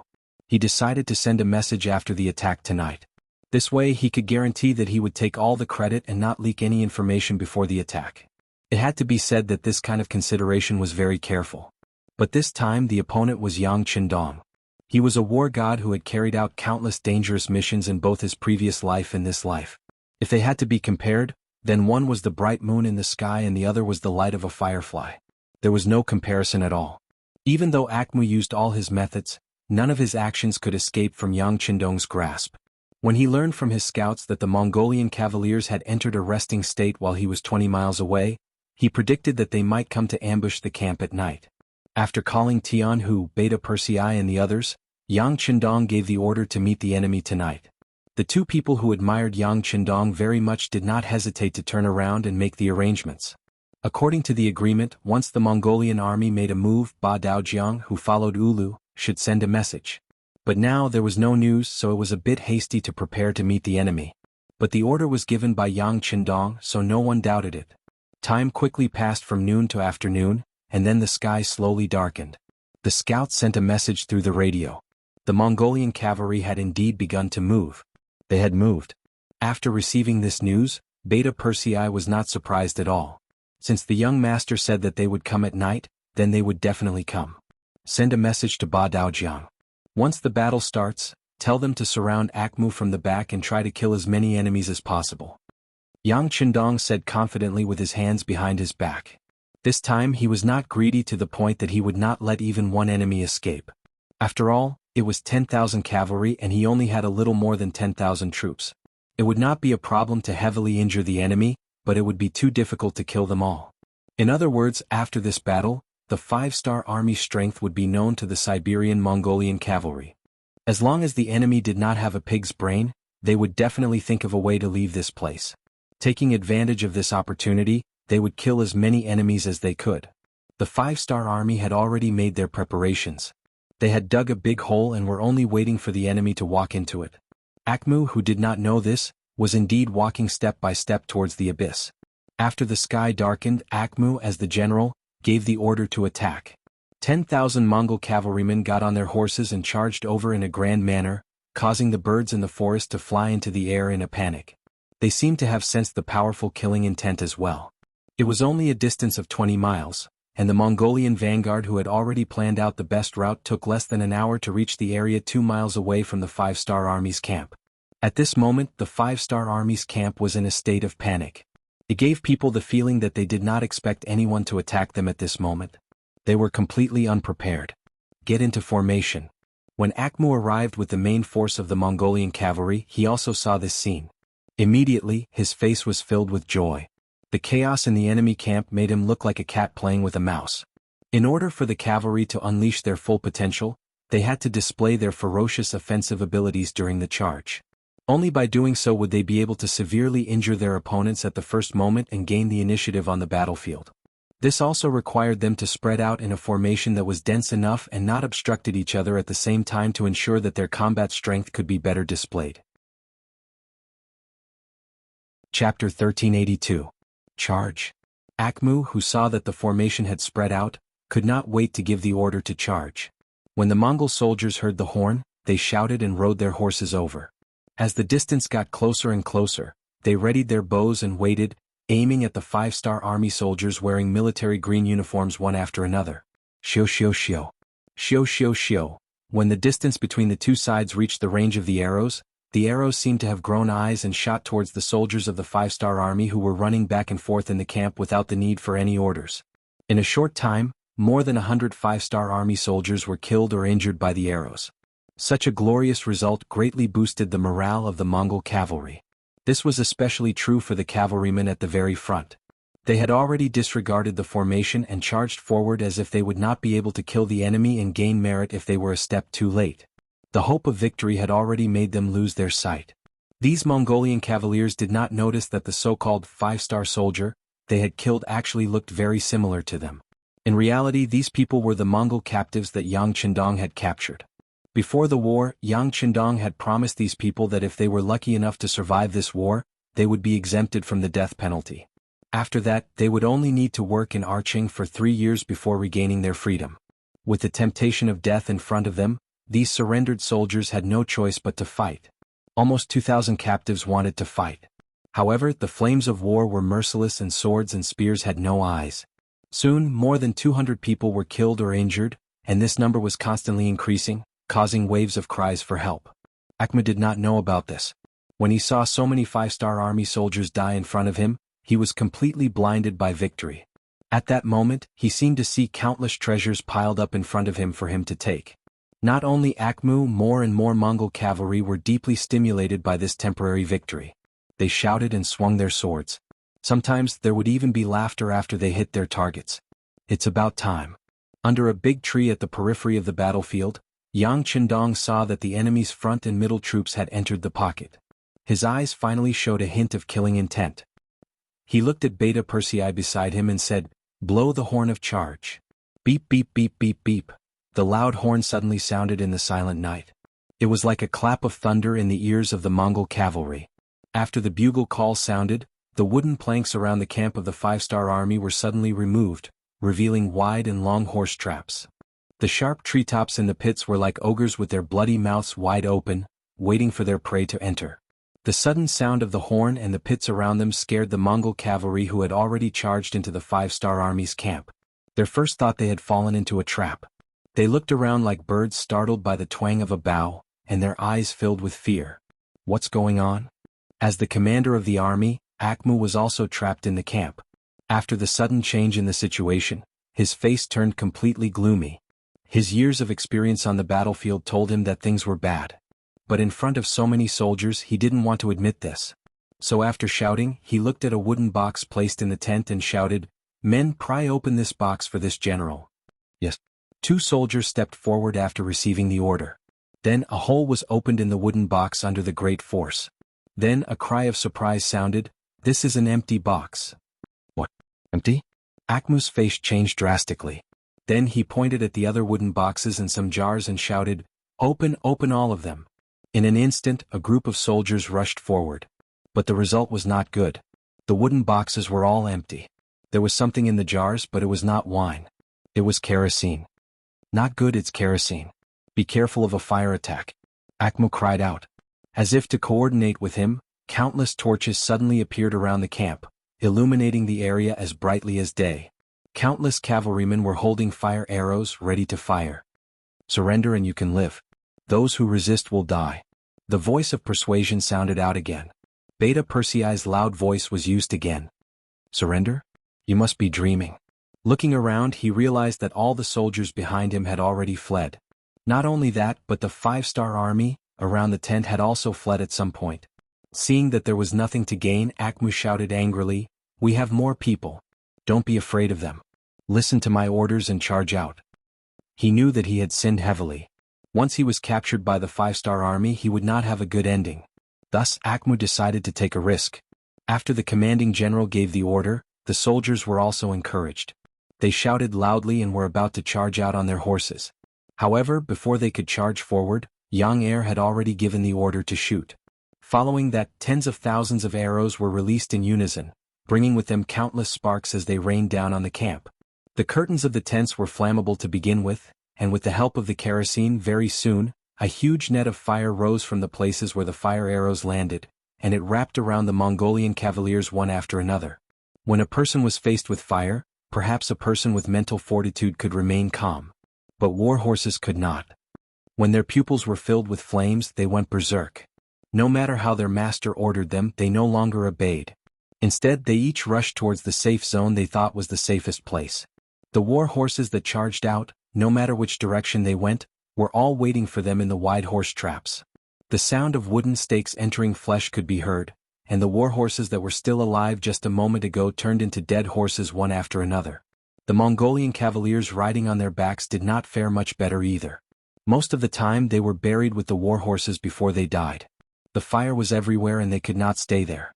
There were also huge horse traps waiting for them outside. The Mongol cavalry were stuck in a dilemma. As the commander, Akim could not do anything. He could only watch as one soldier after another charged out and died in the pits. If they were surrounded by the fire, they would be burned to death. There were 8,000 Mongolian elite cavaliers, and other than the soldiers who were not part of the 5-star army, most of them died in this predicament where they could neither advance nor retreat. The fire burned for nearly an hour, causing the surroundings to be filled with the smell of roasted meat, which made people want to vomit. However, there were some who were lucky and did not die in the fire. After a full hour of torment, the fire around them gradually became smaller, and the surrounding horse traps were also filled with human and horse corpses. They finally saw the hope of charging out. "Charge with me." Akmu, who saw the hope of survival, had a black face. Although his personal guards had tried their best to protect him from being burned to death, the smell of smoke and fire did not feel good. Now that he finally had a chance to show off his skills, he hollered out and was about to launch a counterattack. At this moment, Akmu had close to 1,000 soldiers who could still fight. There were also 2,000 to 3,000 injured soldiers. Although they couldn't win with these, it was still possible to carve out a path of blood. In the hearts of many Mongolian cavalry, they were invincible on their horses. They were like their ancestors, invincible on their horses. It was good to have confidence, but too much confidence was asking for death. Especially when they were facing the elites of the 5-star army, who specialized in beating up the Mongolian cavalry. From the moment they charged, their fates were already decided. "Soldiers, charge with me." Tian Hu, who had been waiting by the side, pulled out his 2 cavalry swords. He had wanted to experience the skills of the Siberian Mongol cavalry. If it was not for Yang Qindong's plan, he would have charged out long ago. Luckily, there were still a few thousand enemies left on the battlefield, which was enough for the No. 1 Cavalry Army to practice their swords. A truly strong army did not depend on how hard they trained. Instead, they needed to have enough battle experience. Soldiers who had not been on the battlefield were all fake and could only be considered armchair strategists. Luckily, the world was huge and there were many whetstones for the 5-star army. After Tian Hu gave the order, the cavalry surged out behind him. It was as if everyone knew that there was more soup than meat, and they were afraid that if they were late, they would not be able to obtain any merits. The wolves moved, and after the soldiers of the No. 1 Cavalry Army charged, a killing intent filled the sky as they charged at the charging Mongolian cavalry. That killing intent seemed to have turned into a physical aura that charged into the enemy camp. For some reason, including Akmu, many of the Mongolian cavalry could not help but feel a chill run down their spines. This was the manifestation of the killing intent turning into a physical form. It was like a butcher. After killing so many pigs, even if they were alive, they could not help but shiver. The charge of the Mongolian cavalry did not stop because of this. They were like how they dealt with the small Russian tribes, spreading out and trying to use the wolfpack tactic to split up and win. Although they felt a chill in their bones when they charged, since they chose to charge, they would not stop for no reason. Arrow formation. Tian Hu, who was charging at the front, had no intention of stopping either.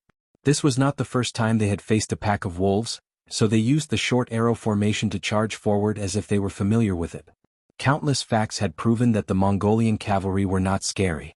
They just needed to maintain their hearts and charge according to what they had learned in their training.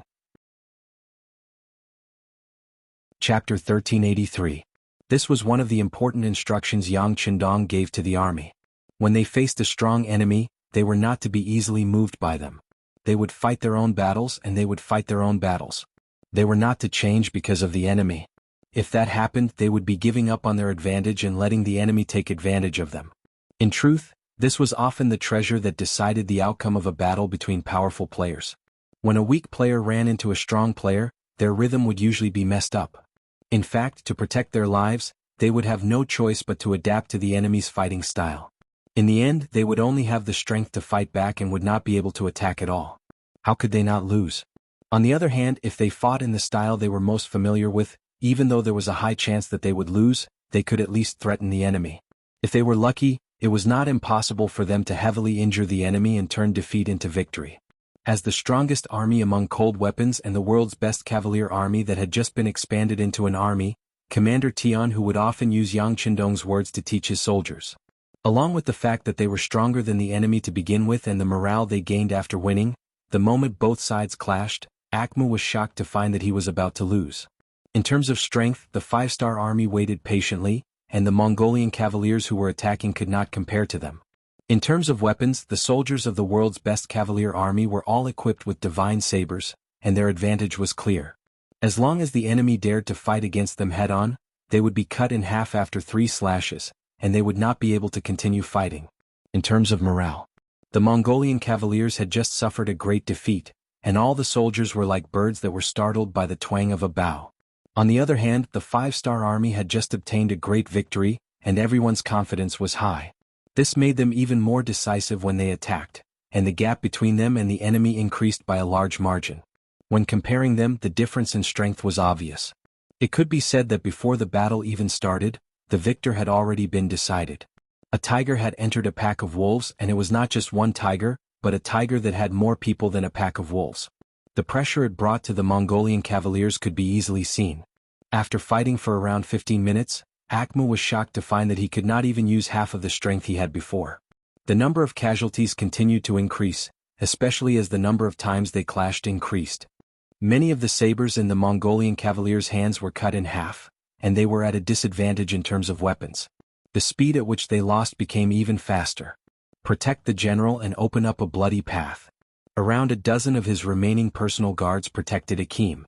When they saw that the Mongolian cavaliers were about to leave, these personal guards shouted in unison and gathered together to charge out of the corner surrounded by the 5-star army. "Let me do it." A warhorse suddenly rushed out from Yang Qindong's side.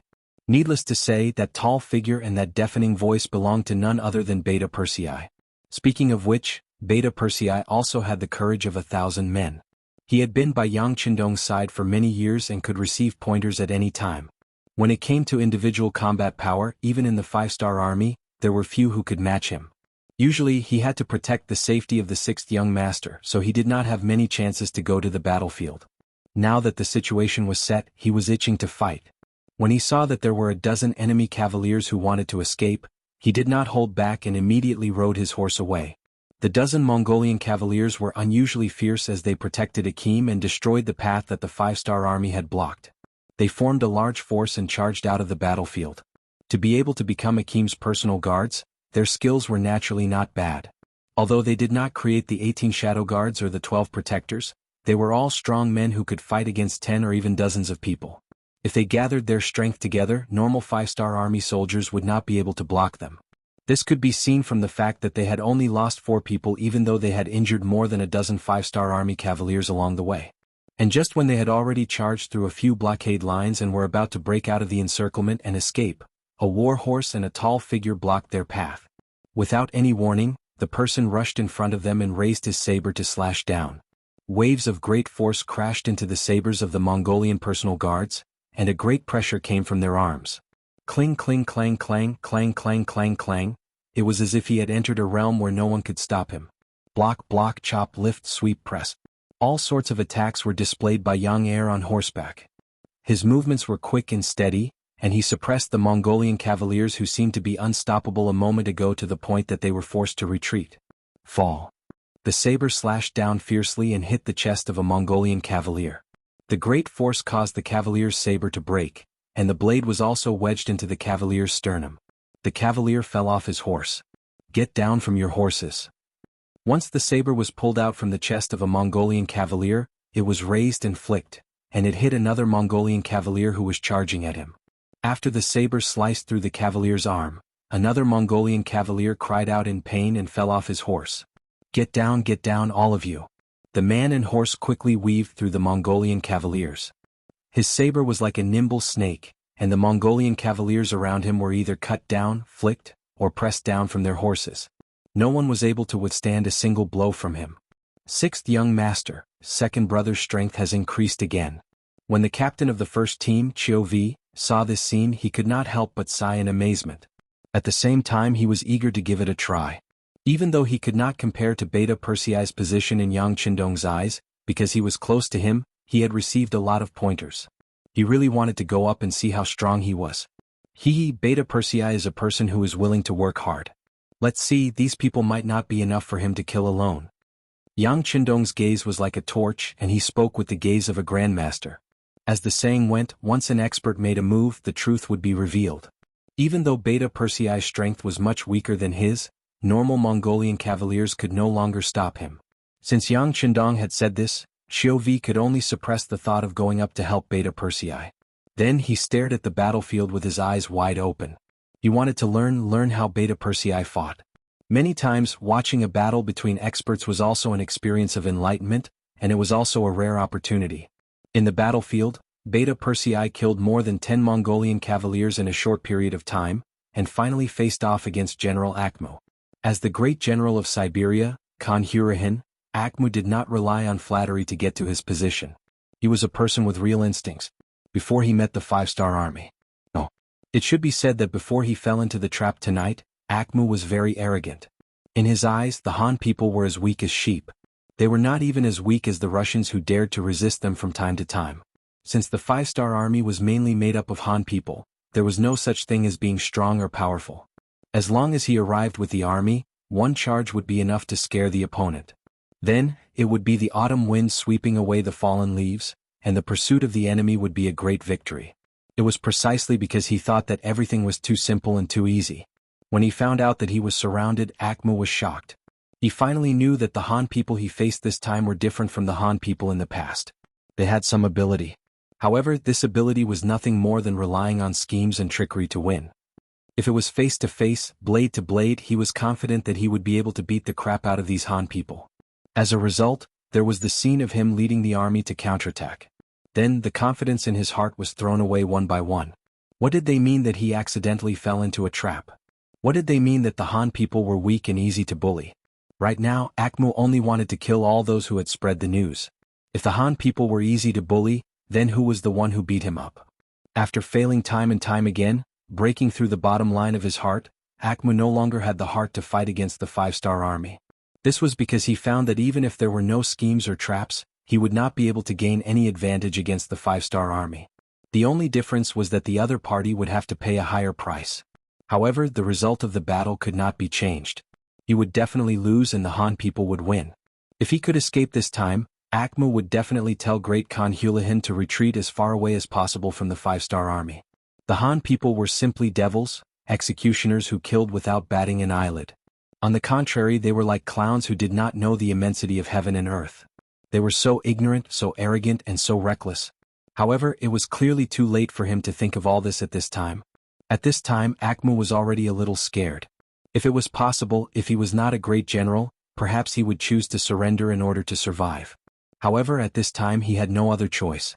With the trust and support that Hulahin had given him over the years, even if he had to fight to the death, he would not say a word about surrendering.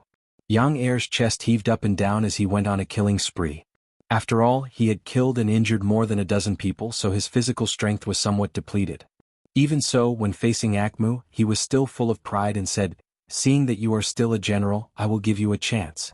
If you don't want to die, surrender." Different from the cloth armor that the other Mongolian cavalry wore, Akhmu wore metal armor. Moreover, it was not the half-metal armor that normal soldiers wore. Instead, it was a full metal armor that protected his body. Just based on this, his identity should not be simple. Beta Persei wanted to capture this person alive. It would be a great achievement. Looking at Beta Persei, Akhmu quickly shook his head. "You are very strong, but this general will never surrender. My soul has long returned to Tingri. Even if you kill me now, it will not be long before I will be a hero again." "Tingri my ass," Beta Persei muttered. He had long known from Yang Qindong that the so-called Tingri was like the god that the Han people talked about. It was a kind of belief and a kind of spiritual support. It did not exist at all. Of course, he also knew that many Mongolians respected Tingri. If anyone said anything bad about them, they would immediately become the public enemy. He would not do such a stupid thing. Chapter 1384. Beta Persei's eyes became brighter as he cursed Akhmu's ignorance in his heart. "Since he won't surrender, then I'll just kill him. I hope he's not too weak so I can fight to my heart's content."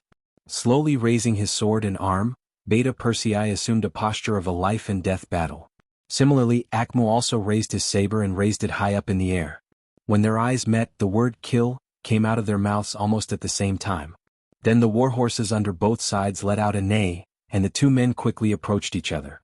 One was the great general of the Siberian Mongol cavalry. He held a high position, was unusually brave, and had experienced hundreds of battles. The other was the leader of the five-star army. He was a close subordinate of Yang Xie's leader, Yang Qindong. He had extraordinary strength and the power of his sword was mighty. The so-called strongest of the strongest referred to them. In the process of rushing, when the warhorses crossed, the two sabers quickly collided and separated in an instant. In the first round they were evenly matched, and it looked like they were evenly matched. After galloping for a distance, the two men turned their horses around and stared at each other. After the exchange, the two men didn't seem any different from before. But if one looked carefully, they could still see the differences. For example, Beta Persei's indifferent face, the tension in Akmu's eyes, and his slightly trembling right arm. With the advantage of the weapon, young heir, who was holding the heavenly saber, could release all of his strength to the maximum when fighting. He didn't have to worry about the weapon breaking down. In contrast, Akmu couldn't do the same. After seeing the scene of many soldiers' weapons being broken, he was afraid of the 5-star army's sabers. This made him not dare to use all his strength in the fight because he wasn't sure if the saber in his hand was strong enough to break in two. The fear in his heart and the inability to use all his strength weakened his momentum and confidence by at least 30%. In a battle between experts, a small mistake could be fatal. Who would dare to not use their full strength? It could be said that with the advantage of the toughness of the weapon, Beta Persei had already gained the upper hand before the battle even began. The tremendous force behind the blow had already caused Akmu's arm to feel sore and numb, showing signs of defeat. Haha, you and I had a fair fight. How delightful. Again. Beta Persei laughed heartily as he felt the exhilaration of releasing his power. After a loud shout, he urged his horse forward. Fair my ass. Akmu cursed in his heart. Due to the disadvantage of his weapon, he didn't dare to use his full strength. Naturally, he couldn't display his full strength. Now that he saw Beta Persei rushing over again, he had no choice but to bite the bullet and charge forward. Ding ding dang dang dang. After another clash, Beta Persei laughed again and launched another charge, forcing Akmu to passively attack again and again. In just a short while, the two sides had clashed for at least 10 rounds. Finally, the saber in Akmu's hand broke into two. Although the quality of the weapon in his hand was extraordinary as a supreme general, there was still a huge gap between his weapon and Yang Xie's more mature forging skills. It was already very difficult for him to hold on until now. Not only that, because he didn't dare to use his full strength, Akmu had been enduring the tremendous force from Beta Persei on his wrist. At this time, his right arm had become red and swollen, and it was difficult for him to even lift the saber. Hey, why did your saber break by itself? Are you afraid of your grandfather? Well, if that's the case, why don't you surrender? You seem to have some ability. If you surrender, your grandfather will spare your life. How about it? Beta Persei seemed to have just noticed the other party's broken saber and said jokingly. Akmu's face was flushed red. He was furious and infuriated. After so many years of fighting, this was the first time he heard that a saber could be afraid of people. Knowing that Beta Persei was humiliating him, Akmu glared at him and said, "If you want to fight, then fight. You're a vile person with a sharp tongue. You're courting death." Seeing that Akmu still had no intention of surrendering, Beta Persei was also enraged. After a roar, he urged his horse to charge again. This time he wouldn't hold back and vowed to cut down his opponent. Beta Persei wasn't worried about whether or not he could kill Akmu. Since the young master didn't say anything to stop him, it wouldn't be a problem to kill this person. Since that was the case, he didn't have any worries and just focused on fighting with all his might. Akmu held half of the saber in his hand and his expression was ugly. But he didn't have the slightest intention of surrendering. A general had died in 100 battles. Since he had won the war, he had to be prepared to die. He only hated himself for being careless this time. Not only did he not have long to live, but he also implicated nearly 10,000 soldiers to die here. In the end, he still failed to live up to the Khan's trust. Akmu, who already had the intention to die, didn't have any more worries. The worst outcome was nothing more than death. How could a person who wasn't even afraid of death be afraid of Beta Persei's saber? Akmu, who was holding half of the saber in his hand, charged forward without any intention of dodging. He launched the last attack of his life. Beta Persei finally felt that something was wrong. As the distance between the two sides got closer and closer, the other party didn't have the slightest intention of dodging. There was only an indomitable momentum and an attitude of mutual destruction. Beta Persei, who didn't want to die with Akmu, had no choice but to change the direction of his saber midway. The saber also changed from a slash to a sweep and fiercely slapped Akmu's body. The powerful saber slapped Akmu's chest and he immediately spat out a mouthful of blood. Even a tree branch could exert a great amount of power, let alone a saber. Blood gushed out of Akmu's mouth as he was struck. Akmu forcefully gathered his strength and swept his saber across Yang Secon's black armor, leaving a mark on it. But it was only a shallow mark. The attack range of the broken saber was limited, which allowed Beta Persei to escape. After noticing the saber mark on the armor, Beta Persei first took a deep breath. He didn't dare to imagine what the result would be if the other party didn't use a broken saber, but a whole saber. In other words, he was almost injured by the other party.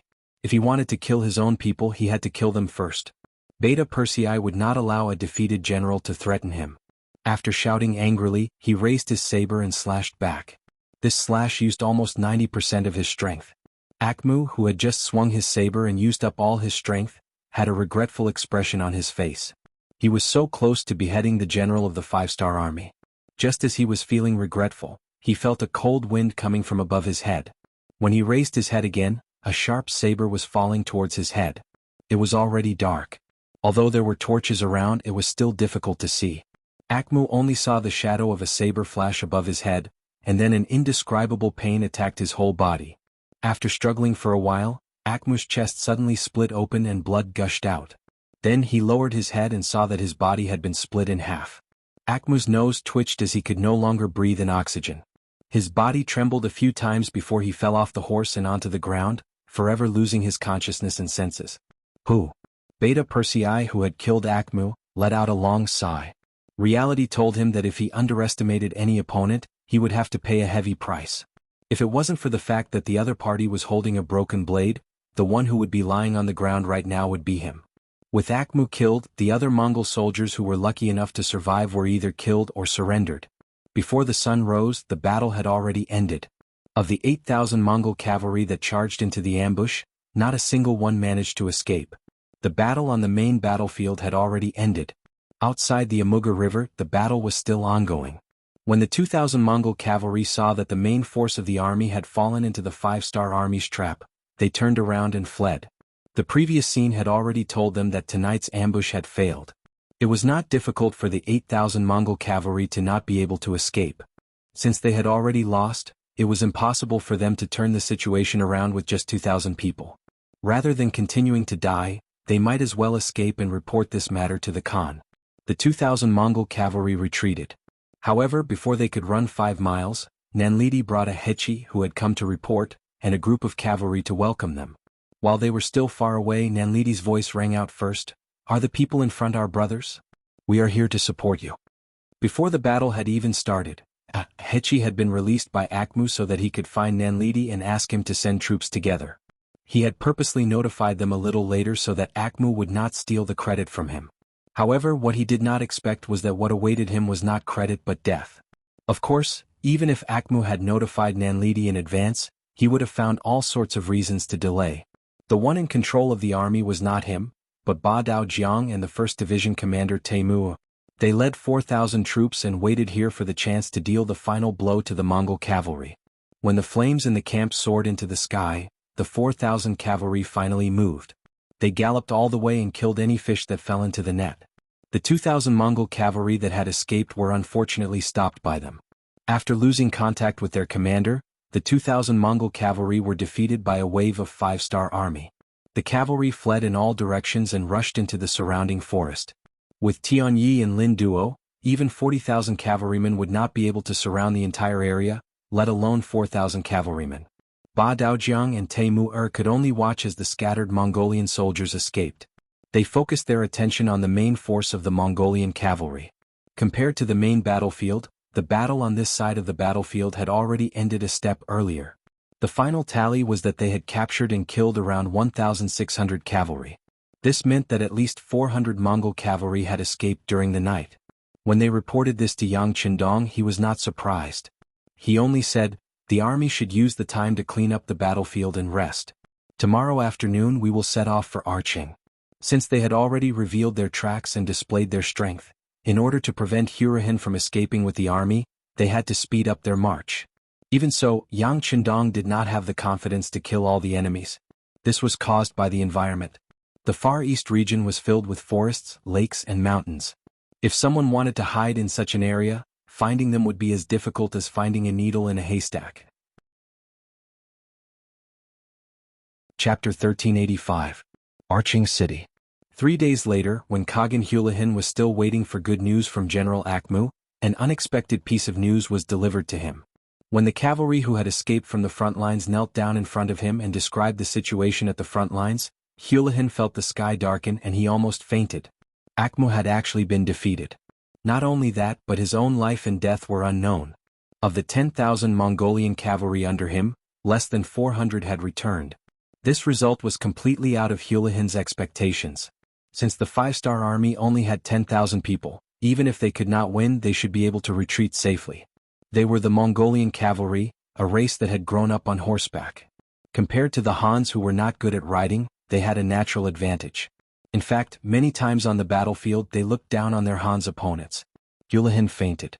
His subordinates tried to save him, pinching his philtrum and splashing cold water on him, before finally waking him up. After waking up, Houlihan first accepted the fact that they had lost, but he still did not believe that Akmu would be fine. He was very clear about Akmu's abilities, and ordinary people would not be able to catch him. Furthermore, he had a large army, so he believed that he would definitely be able to break out of the encirclement. Just as Houlihan regained his composure, Belinsky walked in from outside the door. He first bowed to Houlihan and then asked with concern, "I heard that the Great Khan is not feeling well. I have already found the best doctor in the city. They are waiting outside the residence and can examine the Great Khan at any time." "No need, this Khan's body is very good." Houlihan waved his hand. He did not trust the Han's doctors, not to mention that he was not sick. He had only fainted because he was too anxious. However, no matter what, Belinsky had good intentions. This time they were able to take down Arching City because of him. A look of hesitation flashed across Houlihan's face, but he quickly said with determination, "Let me tell you something. General Akmu fell into the Han's trap and lost the battle." What? Belinsky's expression changed when he heard this. He was indeed unaware of this news. After all, news of Akmu's death had only just reached the city. This news caused Belinsky's expression to change drastically. At the same time he asked suspiciously, "Great Khan, is this true? Was this news personally sent by General Akmu? But where is the general now?" "The news didn't come from Akmu. It came from the cavalry he brought with him. Don't worry, this news is reliable. The battle is definitely won. As for Akmu's whereabouts, even I don't know." While shaking his head, Houlihan angrily slammed the table and said, "The 5-star army has gone too far. They actually dared to set a trap for me. They are truly despicable. This enmity must be avenged." Houlihan did have a reason to be angry. No one would be in a good mood after being taught a lesson by someone they had always looked down on. But why didn't he think about it? If he hadn't targeted the Far Eastern Army first, how could the 5-star army find trouble with them so quickly? Houlihan was still sulking. Belinsky indeed wouldn't. Although he was a merchant, it was because of this that he placed benefits and safety more than anyone else. The Mongol cavalry was known as a race on horseback. They had always been the ones to kill. When had they ever been killed or lost a battle? At the very least, from what he knew, when the Russian tribes faced the Mongol cavalry, they had mostly lost. The 5-star army was actually so powerful that they could defeat the elite Mongol cavalry. Didn't that mean they were even more powerful? He had actually offended such a powerful person. Didn't that mean he was no longer safe? "No, I have to leave. I have to leave the 5-star army." In this chaotic world, Belinsky, who had always viewed his life as the most important, quickly made a decision. In order to leave this place safely, he had to ask Houlihan to bring him along. Otherwise, whether it was in the Far East or in the Siberian region, he would not have a foothold in the future. Belinsky, who had made up his mind, looked at Houlihan and organized his words before saying, "Great Khan, the 5-star army is so powerful. We shouldn't fight them head-on." "Jem? What? Do you really think this Khan is afraid of them? This time they only defeated Akmu because they schemed. Even if they can win, they must have suffered heavy losses. Now this Khan still has more than 15,000 elite cavalry. This Khan is still confident that we can defeat them." Houlihan wouldn't admit defeat so easily. Although his bloodline wasn't pure and he couldn't be considered a member of the Golden family, he was still a descendant of Genghis Khan. He was still very proud in his bones. Seeing that Houlihan was still so stubborn, Belinsky scolded him for being stupid in his heart. On the surface, he had to put on a serious expression and said, "The Great Khan's might is naturally not something that the Han people can match. However, the problem now is that not only do we have the 5-star army as our enemy, we also have the Far Eastern army behind us. Previously we were unprepared and caught them off guard, so they had no choice but to hide. However, now that their reinforcements are here, they will definitely jump out and become enemies with the Great Khan. When that time comes, the Great Khan won't have any advantage in terms of military strength. Even if we can win in the end, the Great Khan's strength will also be heavily injured. In that case, if other forces enter this place, what will we use to defend against them? This. Houlihan wanted to say that as long as he was here, they wouldn't be defeated by the five-star army. However, after considering that if they really won an Pyrrhic victory, once their strength was severely damaged, it was inevitable that there would be despicable people who would target them. There were no laws here, nor was there any so-called justice. Everything was based on the law of the jungle where the strong preyed on the weak. If they didn't have enough strength, then they deserved to be bullied.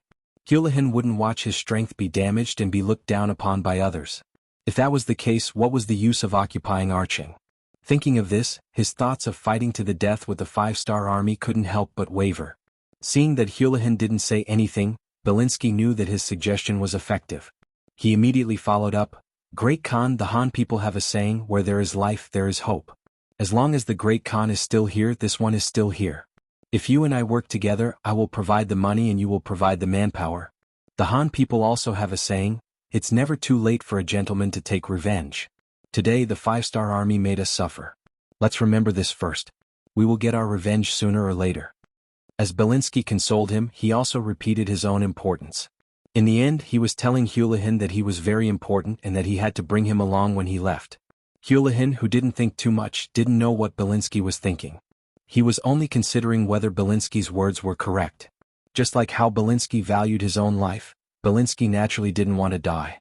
Not only that, he also valued his own strength. Since he was young, he had seen too many unfair things. He also respected the truth, which was that the one with the biggest fist was the absolute truth. As long as you had enough strength, you could set the rules. On the other hand, if you were weak, even if what you said was correct, no one would listen to you. He thought about how he wasn't the only armed force in Siberia, and he wasn't even the only Great Khan. If his strength was weakened too much, he was afraid that he wouldn't even have a place to stay when he returned this time. Since he wasn't confident that he could win, and there wouldn't be enough benefits even if he won, why would he fight this battle? Instead of taking the risk, it was better to retreat first. Just like what Belinsky said, he should preserve his strength first. Revenge could wait until he was stronger, right? Okay. After thinking it through, Houlihan slapped his thigh and said, "You're right, we don't have to fight to the death with the five-star army. Since that's the case, why don't we retreat first? How about this? This Khan will immediately order the army to prepare to leave. When the time comes, we won't leave anything behind for the five-star army. This Khan wants to leave them a mess and give them a headache." Belinsky heaved a sigh of relief when Houlihan finally thought it through. However, when he heard that Houlihan wanted to openly retreat, he stopped him and said, "Great Khan, you can't do that. If we leave now, we will definitely leak the news. What if the five-star army and the Far Eastern army join forces and chase after us? What do you think we should do?" Arhan didn't think about this problem and was a bit stunned when he was asked this. If we leave, then we leave.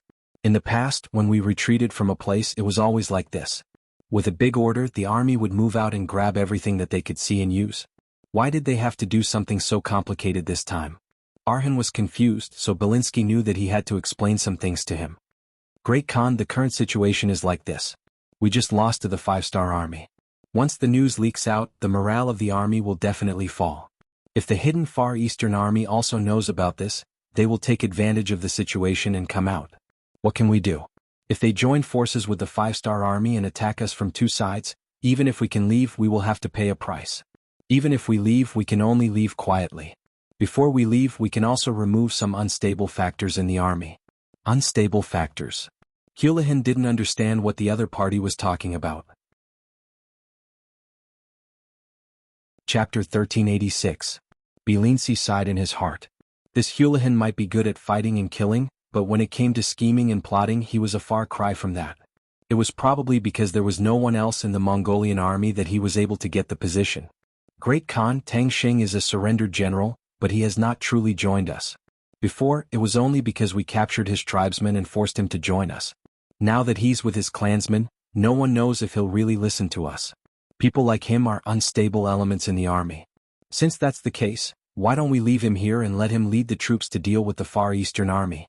Isn't that killing two birds with one stone? After he leaves, our army will leave the city. At that time, it will be the Han people's problem. If they want to kill each other, we can just kill them. There will be no losses for us. What do you think, Great Khan?" After finally speaking his thoughts, Belinsky looked into Houlihan's eyes with anticipation. Him? That makes sense. Houlihan took a while to digest these words, then nodded his head heavily. He was a selfish person and would not easily trust others. In his eyes, the remaining 15,000 Mongol cavalry were the most loyal. Even Belinsky could be abandoned at any time, let alone Tang Xing. If it was not for the fact that Tang Xing still held the authority of the 2nd Cavalry Division, he would not even look at him. Now that he could leave safely by abandoning Tang Xing, it was definitely worth it. He nodded and said, "That's fine. I'll leave this matter to you. The sooner the better." Yes. Belinsky nodded heavily. Although he was not willing to do such a thing, if he left it to Houlihan, it could easily cause problems. For his own safety and the safety of his assets, he had to do it personally. After leaving the Great Khan's residence, Belinsky went straight to Tang Xing's residence. Ever since his clansmen had been found and sent to All City, Tang Xing had arranged for them to stay in his courtyard. Along with some of his personal guards, although the courtyard was not big, there were quite a few people. There were close to 500 people. When Belinsky arrived, he felt that it was very lively. When Belinsky arrived, Tang Xing, who had received the news, immediately came to welcome him. The two of them went to the study and asked everyone to leave. When Tang Xing saw Belinsky's cautious expression, he had a bad feeling. Until the other party spoke, he knew that his premonition was not wrong. "General Tang, a great disaster is about to befall you," Belinsky said with a long sigh, as if he was very concerned about Tang Xing. "Why?" Tang Xing was so shocked that he stood up from his chair with a look of horror on his face. Ever since he rebelled against the Far Eastern Army, Tang Xing hadn't had a good night's sleep. As a traitor, especially before his old master was killed, he needed to be on guard against revenge and all kinds of methods that could be used against him. Especially in the past few days, the entire All City had been in chaos. The people living here, whether it was their personal safety or their property, were greatly threatened. Facing the Mongol cavalry who only knew how to plunder and didn't know how to manage and produce, the people were already complaining and dissatisfied. Sometimes, even he would feel angry when he saw the Mongol cavalry's actions. They were simply a group of bandits who didn't talk reason and only did things based on their emotions. They didn't care about the people's feelings at all. However, because they had cavalry swords in their hands that could kill, the people didn't dare to say anything. Because of this, many people vented their anger on him.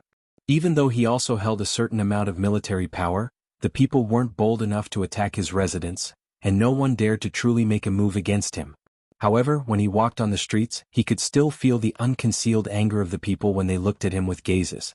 He had offended the Far Eastern Army, offended the people in the city, and the 5-star army had sent reinforcements. It would be strange if Tang Xing was in a good mood. As a result, there were many times when he began to doubt whether his actions back then were right or wrong. For the sake of his less than 200 clansmen, he had betrayed the interests of tens of thousands of Far East soldiers and hundreds of thousands of people. Did he do something wrong? While he was reflecting on himself, Tang Xing was also very afraid of death. He was afraid that some people who couldn't touch the Mongol cavalry would target him. Therefore, when he went out, he doubled the number of guards. Even when he slept at home, he arranged many guards outside to protect him. However, even so, he was still unable to sleep until dawn. Often, the slightest movement would wake him up. Now that Belinsky had come and said that he was in trouble, how could he not be afraid? "Mr. Tang, what's going on? Back then, I listened to you and rebelled against the Far Eastern Army. Now you can't leave me alone." Tang Xing suddenly grabbed Belinsky's arm and said with a pleading expression, "Don't be agitated, don't be agitated." Belinsky was in a good mood. Originally, he thought that it would take some effort to scare Tang Xing. But now, it seemed that he was simply a bird that was startled by the twang of a bow, so the following things would be much easier. After patting Tang Xing's arm and making a comforting gesture, Belinsky frowned. After thinking for a while, he said to Tang Xing, who was listening seriously, "General Tang, I'm sure you can tell that the Khan is a suspicious person. He doesn't really trust you, right?" "Yes." Tang Xing nodded. Half of his blood was Han Chinese. Just based on this, it would be extremely difficult to make Houlihan trust him. "Yes, the Khan is somewhat suspicious of you. Previously, someone went to the Khan and complained to him, saying that you only surrendered to the Khan on the surface, but secretly had other thoughts and that you were still in contact with the Far Eastern Army." "No, absolutely not." Tang Xing, who had just sat down, suddenly stood up again with a thump. His face was red. This time he was really anxious. The feeling of being wronged was not good. He would never admit to something he did not do. Don't worry, your subordinate will speak, your subordinate will speak. Belinsky comforted him again, then said, I absolutely trust the general. You have already stabbed the Far Eastern Army. How could you still be in contact with them? I also went to the Khan about this matter and told him that you are innocent. Thank you, thank you. Tang Xing wiped the sweat on his forehead and said gratefully, Don't thank me. In fact, this matter is not over. I only temporarily dispelled the Khan's suspicion of you. If you want the Khan to completely believe you, you still need to do something. Belinsky began to lead the topic to the trap. Sure enough, when he heard that there was a solution, Tang Xing asked with a face full of curiosity, Please teach me, Mr. Tang. I can't say that I'll teach you, but if the general can lead the troops to deal with the Far Eastern Army, wouldn't that be the best way to prove yourself? At that time, once you can capture the Far Eastern Army's commander, or even severely injure the Far Eastern Army, who would dare to doubt you? At that time, not only will the Khan completely trust you, it is also possible that he will give you great power. When he heard that he had to become enemies with the Far Eastern Army, Tang Xing's face immediately turned ugly. When Belinsky instigated him to rebel, he said that it would be best if he could capture Qinbo. If he couldn't, he only needed to open the gates of Arqing. In the future, he wouldn't need to do anything to deal with the Far Eastern Army. But now it was a different story. Tang Xing wanted to remind the other party of the promise he made to him. But after thinking about it, what was the point of saying it? Right now, Hulahan didn't trust him. If he didn't quickly solve this problem, who knew when the Mongolian cavalry would visit his home? If that happened, would he and his clansmen still have a way to live? There was no choice. It wasn't a matter of whether he was willing or not, but he had to do it. Otherwise, a disaster would be right in front of him. Phew. Tang Xing exhaled. His face didn't look good, but there were still some things that needed to be said and some promises that needed to be made. Mr. Tang, since doing this can eliminate the Khan's suspicion of me, I will lead the troops to deal with the Far Eastern Army. Belinsky was very happy that Tang Xing agreed so easily. But in order to make sure that the other party didn't do nothing, he continued to promise, That's good. If that's the case, no one will be able to slander the general. That's right, the general only needs to lead the troops. I will ask the Khan to send troops to help you. When the time comes, we will deal with the Far Eastern Army and have done a great service. I hope the general won't forget my contribution. Of course, of course. Tang Xing was relieved when he heard that the Mongolian cavalry would help him. He had hidden many spies in the Far Eastern Army. Those people were like him, not pure Han people. They wouldn't be loyal to the Far Eastern Army. With these spies and the help of the 2nd Cavalry Division and the Mongolian soldiers, it wouldn't be difficult to deal with the Far Eastern Army that had already been discovered. Tang Xing agreed and personally sent Belinsky out of the residence with a look of gratitude. At the same time, he promised that he would gather the troops now and leave the city tomorrow morning to find the Far Eastern Army. Good news would come soon. Tang Xing didn't know that he had been completely used by Belinsky and abandoned by Hulahan. He had become an abandoned pawn and had to cover for the Mongolian army's departure. It could be said that he had made the best use of everything. Chapter 1387. Belinsky happily went to see Hulahan. First, he explained Tang Xing's attitude. Then he suggested that the moment Tang Xing left the city the next day, they would seal the city and loot the entire city. They would take everything that could be used or taken away and quickly leave this place. They would return to Siberia to recuperate and prepare for the next battle. Hulahan happily accepted Belinsky's suggestion. However, at the same time he was also alarmed. This merchant was too cunning, so much so that he had to be wary. He even wondered if he could kill this merchant if he had the chance. When the time came, he would be able to obtain the merchant's wealth and avoid a huge danger. Wouldn't that be the best of both worlds? Unfortunately, Belinsky did not know this. He was still fantasizing about how he could expand his caravan in Siberia with Hulahan's support. He even thought that without Akmu, Hulahan would be in urgent need of talents. He should have the ability to take over this position. This was the difference between a merchant and a ruthless person. Merchants thought more about benefits and how to make use of each other in a win-win situation. Ruthless people were different. They mostly did things based on their hearts. Once they realized that there was danger, they would kill without any reason. As for the consequences, that was something to be discussed in the future. As for Tang Xing, after receiving Belinsky's reminder, he began to gather his troops that afternoon. After bringing enough rations for 5 days, he bade farewell to his clansmen early the next morning and led his troops out of Arqing. Not long after he left the city gates were closed. At the same time they began to loot. In order not to attract attention, there was no fire in the city. Everything that could be looted was looted, and those that could not be taken away were smashed. For a time the city was in a mess. Even General Tang Sheng's residence did not escape. Belinsky personally led the army to charge in, and then there was a round of looting. Tang Sheng was a division commander. When he chased Qinbo and the others away, he took a lot of good things. Now they were all in the treasury. Now Belinsky had benefited from them. When they saw the boxes of good things being carried out of the Tang residence, the clansmen who stayed behind to guard the residence could not take it anymore. They all went forward to stop these actions. This made Belinsky unhappy. Since he had decided to go all the way, he gave the order and the Mongol cavalry began to kill. Very quickly, the Tang manor was filled with blood and the stench of blood filled the air. Even after all of the clansmen had died, many of them still had their eyes wide open, as if they had died with a grievance.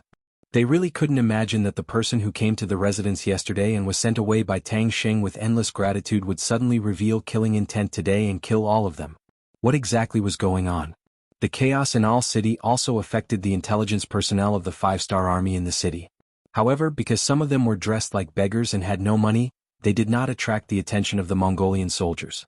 When the situation in the city became more and more chaotic, the intelligence personnel used a new battery that had just been sent into the city to turn on the radio and broadcast the situation outside.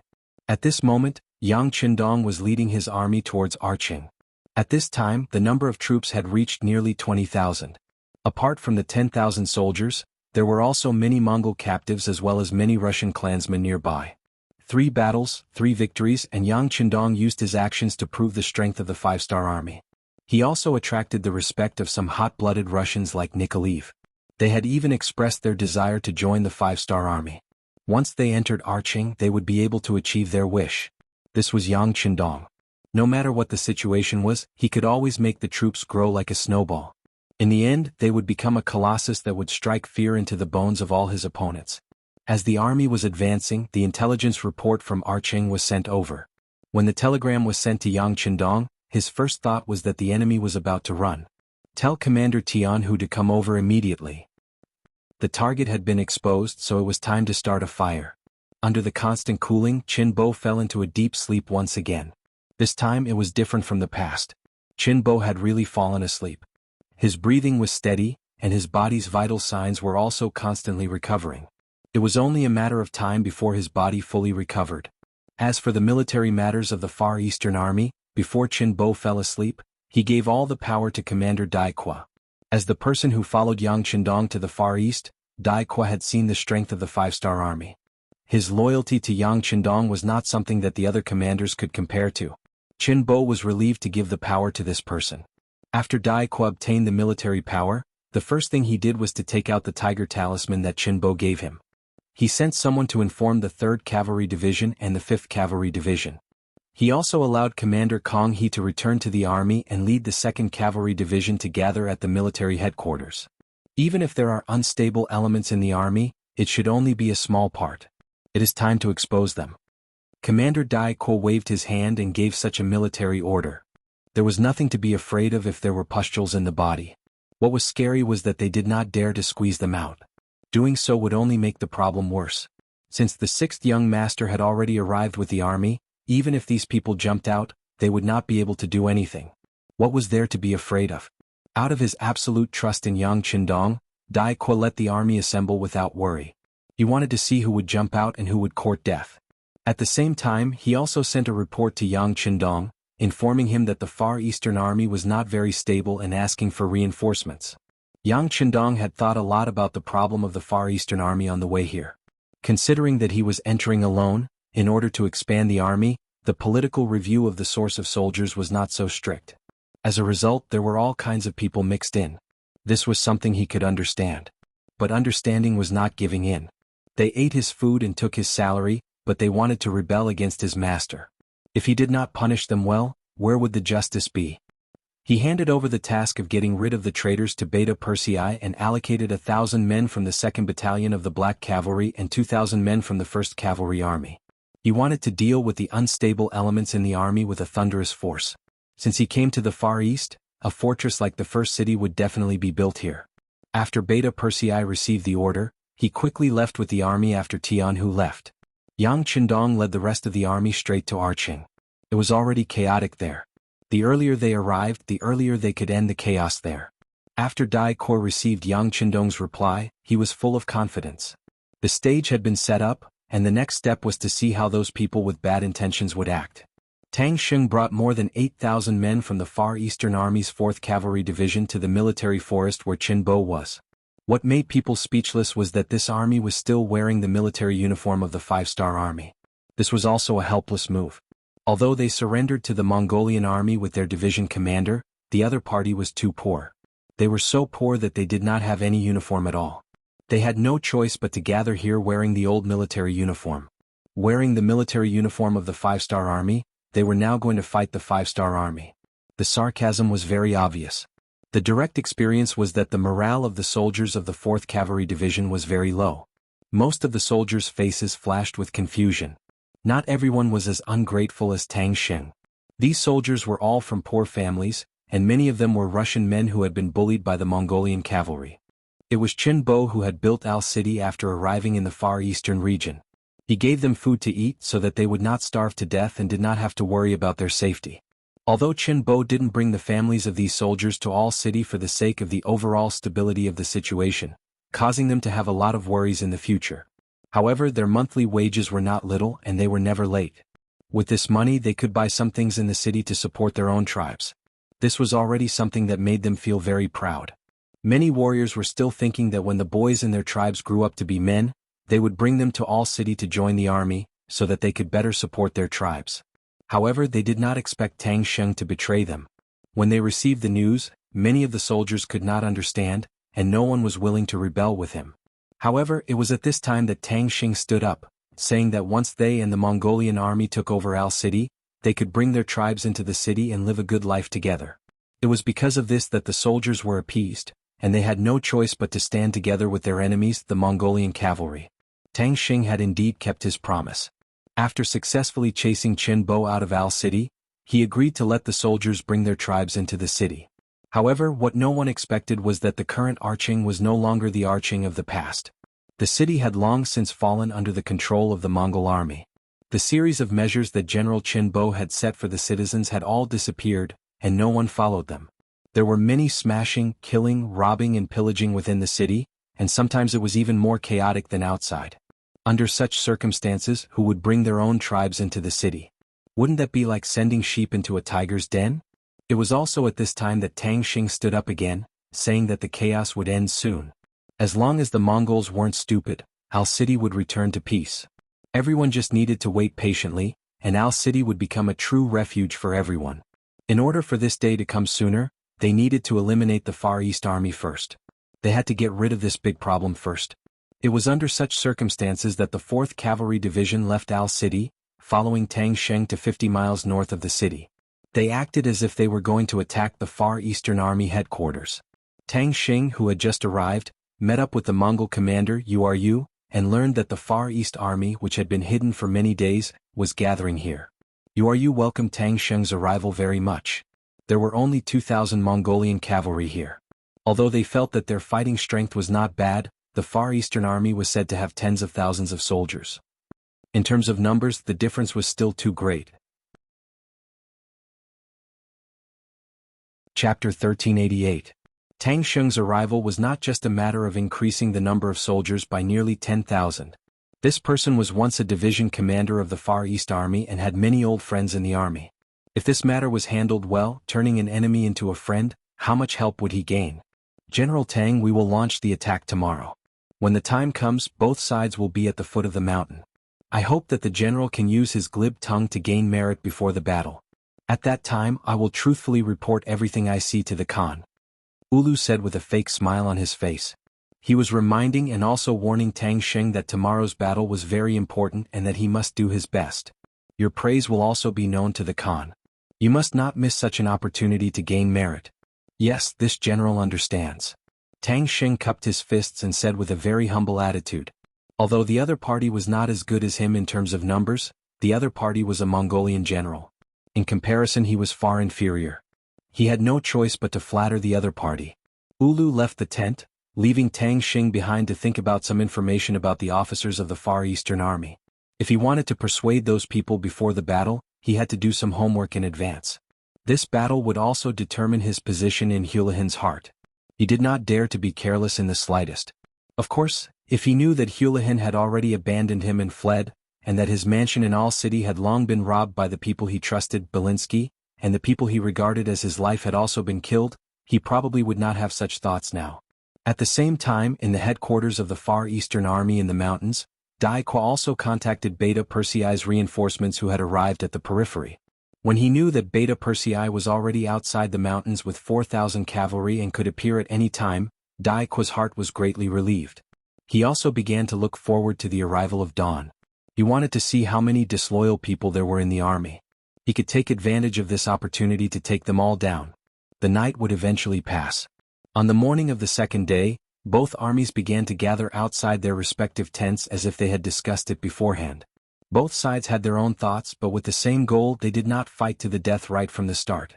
Instead, they arranged themselves in a formation, looking like they wanted to use their power to suppress the other party. The Mongolian army had over 10,000 cavalry. Adding the 3 divisions of the Far Eastern Army and 20,000 cavalry, they had over 30,000 cavalry. Fortunately, the open space under the mountain forest was not small. But even so, from afar, all kinds of flags fluttered high up in the sky and stood in all directions, giving off a boundless and endless feeling. It took nearly 4 hours, starting from dawn until the sun was high in the sky. Finally, the armies of both sides were in formation. Then it was time for the commanders of each side to take the stage. As for the 5-star army, Qinbo was still recovering, so he did not appear. The one who replaced him was Dai Qua. This was enough to show his authority from the fact that Qinbo's guard captain, Xia Qian, appeared beside him. Other than Dai Qua, the 2nd Division's commander, Kong He, the 3rd Division's commander, Shi Xiaolin, and the 5th Division's commander, Wu Ba, all appeared with their respective cavalry. But what was interesting was that these 3 divisions were not gathered together. They maintained a certain distance between each division, giving off a sense of vigilance. In comparison, the Mongol army only had Tang Xing, Ulu, and a few other generals at the front, and their numbers were much lesser. But the advantage was that they seemed to be united. More importantly, Tang Xing was going to recruit them. This was the most important thing. This was because if this matter was done well, the military strength and morale of both sides would decrease while the other side would increase. It was even possible for there to be a reversal. After both sides were in formation, Tang Xing rode out under General Ulu's signal. In the sudden silence of both camps, this action was too eye-catching no matter how one looked at it. As Tang Xing leaped out of the formation, all kinds of discussions began to spread uncontrollably below. There were very few generals in the Far Eastern Army who did not recognize this 4th Division's commander. Especially this time, the Far Eastern Army had lost Al City, and it was all because of this person. This time it was difficult to not recognize him. He was just a traitor. No one knew what he wanted to do. Could it be that he wanted to repent after seeing the strength of the Far Eastern Army? A few Far Eastern Army soldiers who did not know the truth thought like this. Only some officers who had other thoughts revealed an indescribable expression in their eyes. It was unknown whether they were happy, hesitant, or hesitant. Before Tang Xing spoke, they probably hadn't made a final decision. Commander Dai, the traitor Tang Xing has come out. Please allow this general to kill him. The head of the guards, Xia Qian, glared at Tang Xing and clenched his fists when he saw him gallop out. His eyes were filled with hatred as he spoke. No rush, no rush. Let's wait and see. On the other hand, Dai Qua was not anxious at all. On the contrary, he was looking forward to the other party's performance. He wanted to see how many loyal generals and villains there were in the Far Eastern Army now. Dai Qua had no intention of stopping him. Even if the other officers wanted to charge and kill the enemy, they had no choice but to suppress their anger. They wanted to see what this Tang Xing had to say. In the eyes of these brave people, if you did something wrong, you should be punished. Even if Tang Xing said something, they would not easily forgive him. Under the watchful eyes of the crowd, Tang Xing first swept his gaze over the Far Eastern Army. After recognizing many of his colleagues, he finally opened his mouth slowly. Everyone, I don't think I need to introduce myself. Everyone knows me. Yes, I am the traitor in the eyes of some of you.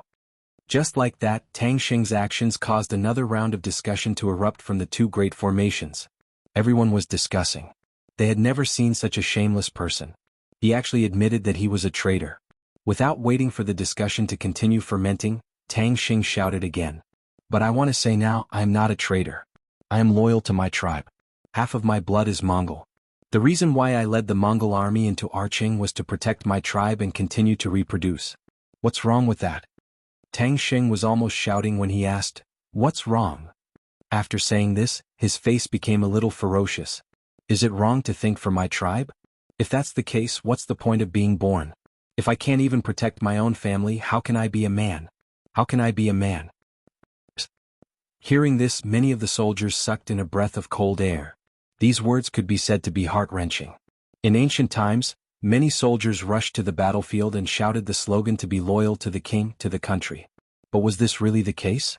How many of the so-called loyal people had seen the emperor? How many people had feelings for the so-called country? In the end, soldiers fighting was just a way to make a living. Simply speaking, it was to survive. If there were other purposes, it would be to get promoted and get rich. Therefore, the slogan to be loyal to the king was just a slogan. No one would really think that way. On the contrary, more people did it for the sake of being able to survive in troubled times. There were also some people who were lucky and were promoted from soldiers to officers with some authority. Then their goal would be higher. This was how they filled their own pockets and how they could take advantage of the situation to create more wealth for themselves. In this way, there was the so-called eating empty pay and stealing military supplies. The direct result of this was that the upper echelons of the military wanted to win the war. This was more beneficial to their future promotion and wealth, and even their wives and children. The middle-level officers, especially those young generals who didn't have much room for promotion, thought the opposite. They wanted to win the war.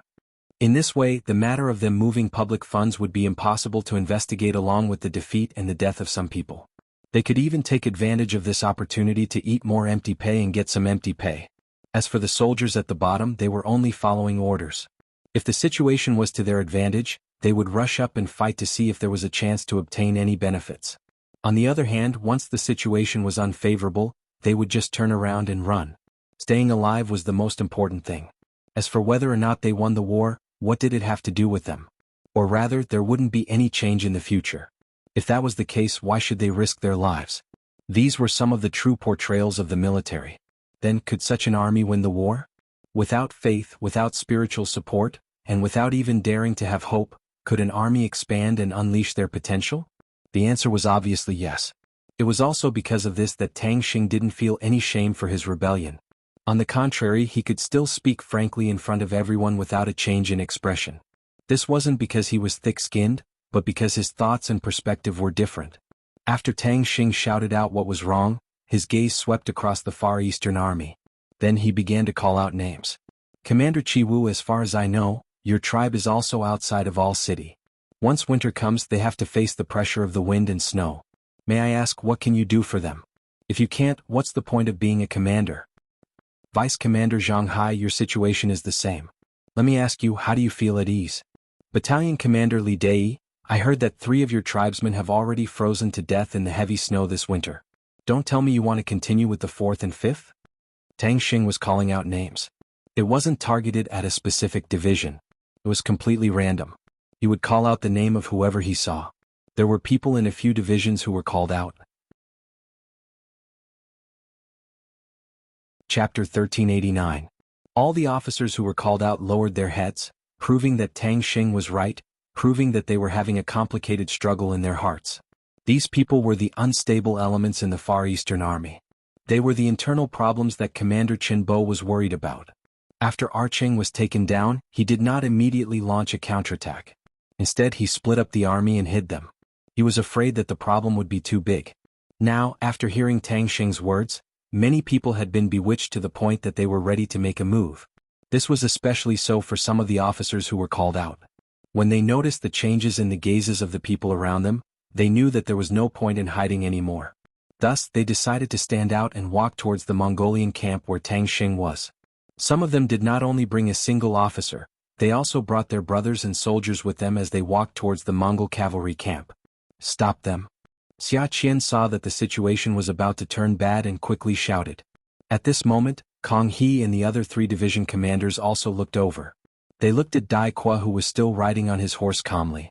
Under everyone's gaze, Dai Qua slowly raised his right hand and said calmly, "Don't stop them. Their hearts are no longer with the 5-star army. They can still be of use to us. We have to respect their choice. If there are others who have the same thoughts, you can also walk over." Not only did he not stop them, he even supported them. This made everyone confused. Tang Xing also saw Dai Quo's actions and laughed. He then said, I didn't expect General Dai Quo to be such a reasonable person. However, I don't know if you have the same thoughts. You can come over as well. Don't worry, with this general here, I will ensure your wealth and glory. Tang Xing was actually persuading Dai Quo to surrender. When Xia Qian heard this, he couldn't help but reach for the scimitar at his waist. He was even prepared to kill Dai Quo if Dai Quo really dared to do that. He would never allow anything to happen to the Far East army that the commander had single-handedly created. Dai Quo also did not expect such a move. He noticed that there were roughly 3,000 people from the Far Eastern army who had walked out and joined the Mongol army. Although there were still some people who looked hesitant, they didn't do anything out of line. These people could still be won over, so he thought it was time to stop. While Tang Xing was comforting him, he said, Glory and wealth. Ah, Tang Xing, are you joking with me? Since Dai Quo had responded, Tang Xing was naturally delighted. He was afraid that the other party wouldn't say or do anything. If that happened, he wouldn't know where to start. But once the other party opened his mouth, his opportunity appeared. If there was a problem, there was nothing to be afraid of. All they had to do was solve it. Tang Xing smiled and wanted to ask why there was no glory and wealth. But before he could speak, Dai Quo continued, The Mongolians are so poor that they don't even have a uniform. The soldiers don't even have spare cavalry swords. They don't even bear to put salt in their food. Tell me, where did the glory and wealth come from? The Mongolians were really poor. When they didn't know how to produce and couldn't rob others, their lives were actually very poor. The Mongolians that everyone saw killing cows and sheep were the modern Mongolians, not the old Mongolians. In the past, the Mongolians weren't good at producing. They only knew how to herd animals. If they wanted to eat a good meal, they had to wait until something happened to their animals or they died. Those were the animals that they relied on to survive. The males had to be kept and the females had to be prepared to give birth. How could they just casually eat them? It was because they were poor that they had to go around robbing. Dai Quo's question made Tang Xing's expression change. He didn't know how to answer. And this was just the beginning. Through the radio, Dai Quo knew and prepared much more than Tang Xing. He looked at Tang Xing with a contemptuous gaze and said, The glory and wealth you told everyone about should be just a saying. You're trying to deceive everyone, right? But how wise am I? How could I be so easily fooled like these idiots? As he spoke, Dai Quo pointed at the men who had just joined the Mongolian army from the Far Eastern army. Being reprimanded, the traitors, who had a guilty conscience, naturally lowered their heads. There were also some people who looked at Tang Xing. Evidently, they wanted to hear his explanation. They wanted to know if the glory and wealth he had mentioned was real or fake. Seeing these people staring at him, Tang Xing felt his hair stand on end. He quickly waved his hands and explained, Everyone, don't listen to his nonsense. He's just messing with our morale. Messing with your morale? Aha, you think too highly of yourself. Do you think you're worthy of talking about morale? You're just a bunch of mobs. You'll go wherever there are benefits. You don't have any principles at all. You don't know what loyalty is. You don't deserve to be human. Dai Quo's voice was very loud as he shouted at Tang Xing and the soldiers who had just surrendered. This shout made Tang Xing and the others feel a sense of panic. In order to stabilize the morale of the army, he had to shout as loudly as well. He's talking nonsense. The Mongolian army has now taken over Al City.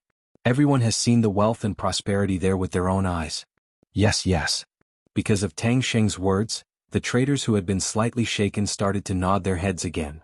They then glared at Dai Quo fiercely as if saying, You're talking nonsense, you're messing up our morale. Al City prosperous.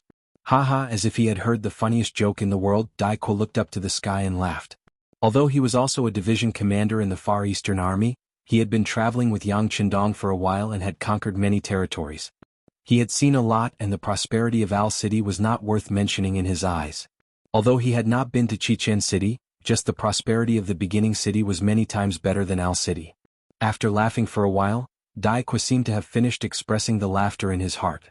Then he looked at Tang Xing and the others with disdain and said, In your eyes, Al City might be very busy, but right now, it is not in my eyes. Taking a step back, what does the prosperity of Al City have to do with you? Do you really think that the Mongolians will treat you as their own and give you benefits? Tang Xing's face was a little ugly. Of course, he knew that the Mongolians were always on guard against him. In the past 3 months he had felt it deeply in Al City. However, at this moment when the armies were about to clash, he definitely could not admit it. Not only that, he had to praise the Mongolian army. Only then would he be able to raise their morale and obtain victory. After hesitating for a few breaths, Tang Xing opened his mouth and said, "Why can't you give it to us? I might as well tell you that Hulahan has already agreed. In the future, Al City will belong to us. Other than our families, our people can also move in." What? Did the Mongolian Great Khan really say that? If that's the case, it's a great thing. In an instant, the Far Eastern Army soldiers started to mutter and discuss. Previously, because the city was too small and could not accommodate so many people, Qinbo made the rule that other than soldiers, ordinary people could not enter the city. It was also because of this that it attracted all sorts of complaints and caused Tang Xing to rebel. Tang Xing also grasped this point, which was why his actions had gained the support of more soldiers. It was only because of his call that more than 3,000 soldiers joined his side. This was Tang Xing's trump card. The reason why he was so confident that he could face the Far Eastern Army with just 10,000 cavalry was also because of this reason. Right now, everyone was discussing animatedly and the public opinion was obviously leaning towards his side. In order to stabilize the situation and also to speed up Dai Qua's defeat, he intentionally looked at the Mongolian General Ulu and said, "If everyone doesn't believe me, you can go and ask General Ulu." Ulu had never heard that the Mongolian army wanted to take control of Al City with Tang Xing. However, he was not stupid enough to deny all of this. He thought that as long as he won the battle, he could do whatever he wanted. He immediately laughed and said, "That's right, General Tang Xing is right. The Great Khan did say that he was willing to take control of Al City with the brothers of the Far Eastern Army and share the world." "You're lying." Just as Wu Lu finished speaking and Tang Xing's expression relaxed, Dai Qua shouted loudly. "Stop it!" Dai Qua shouted. He did not expect Tang Xing to be so shameless. Furthermore, this Mongolian general was actually lying through his teeth. He had already received the telegram. The Mongolian army had already left Arching after looting the place. How could he say such a thing? Knowing that the other party was lying, Dai Qua could not let him continue. After he interrupted the other party's words, he said loudly, "Everyone, don't listen to their nonsense. Truth be told, the Mongol army has already left Al-Air City after a round of inhumane pillaging." Nonsense. Dai Qua's words immediately caused Ulu and Tang Xing to refute in unison.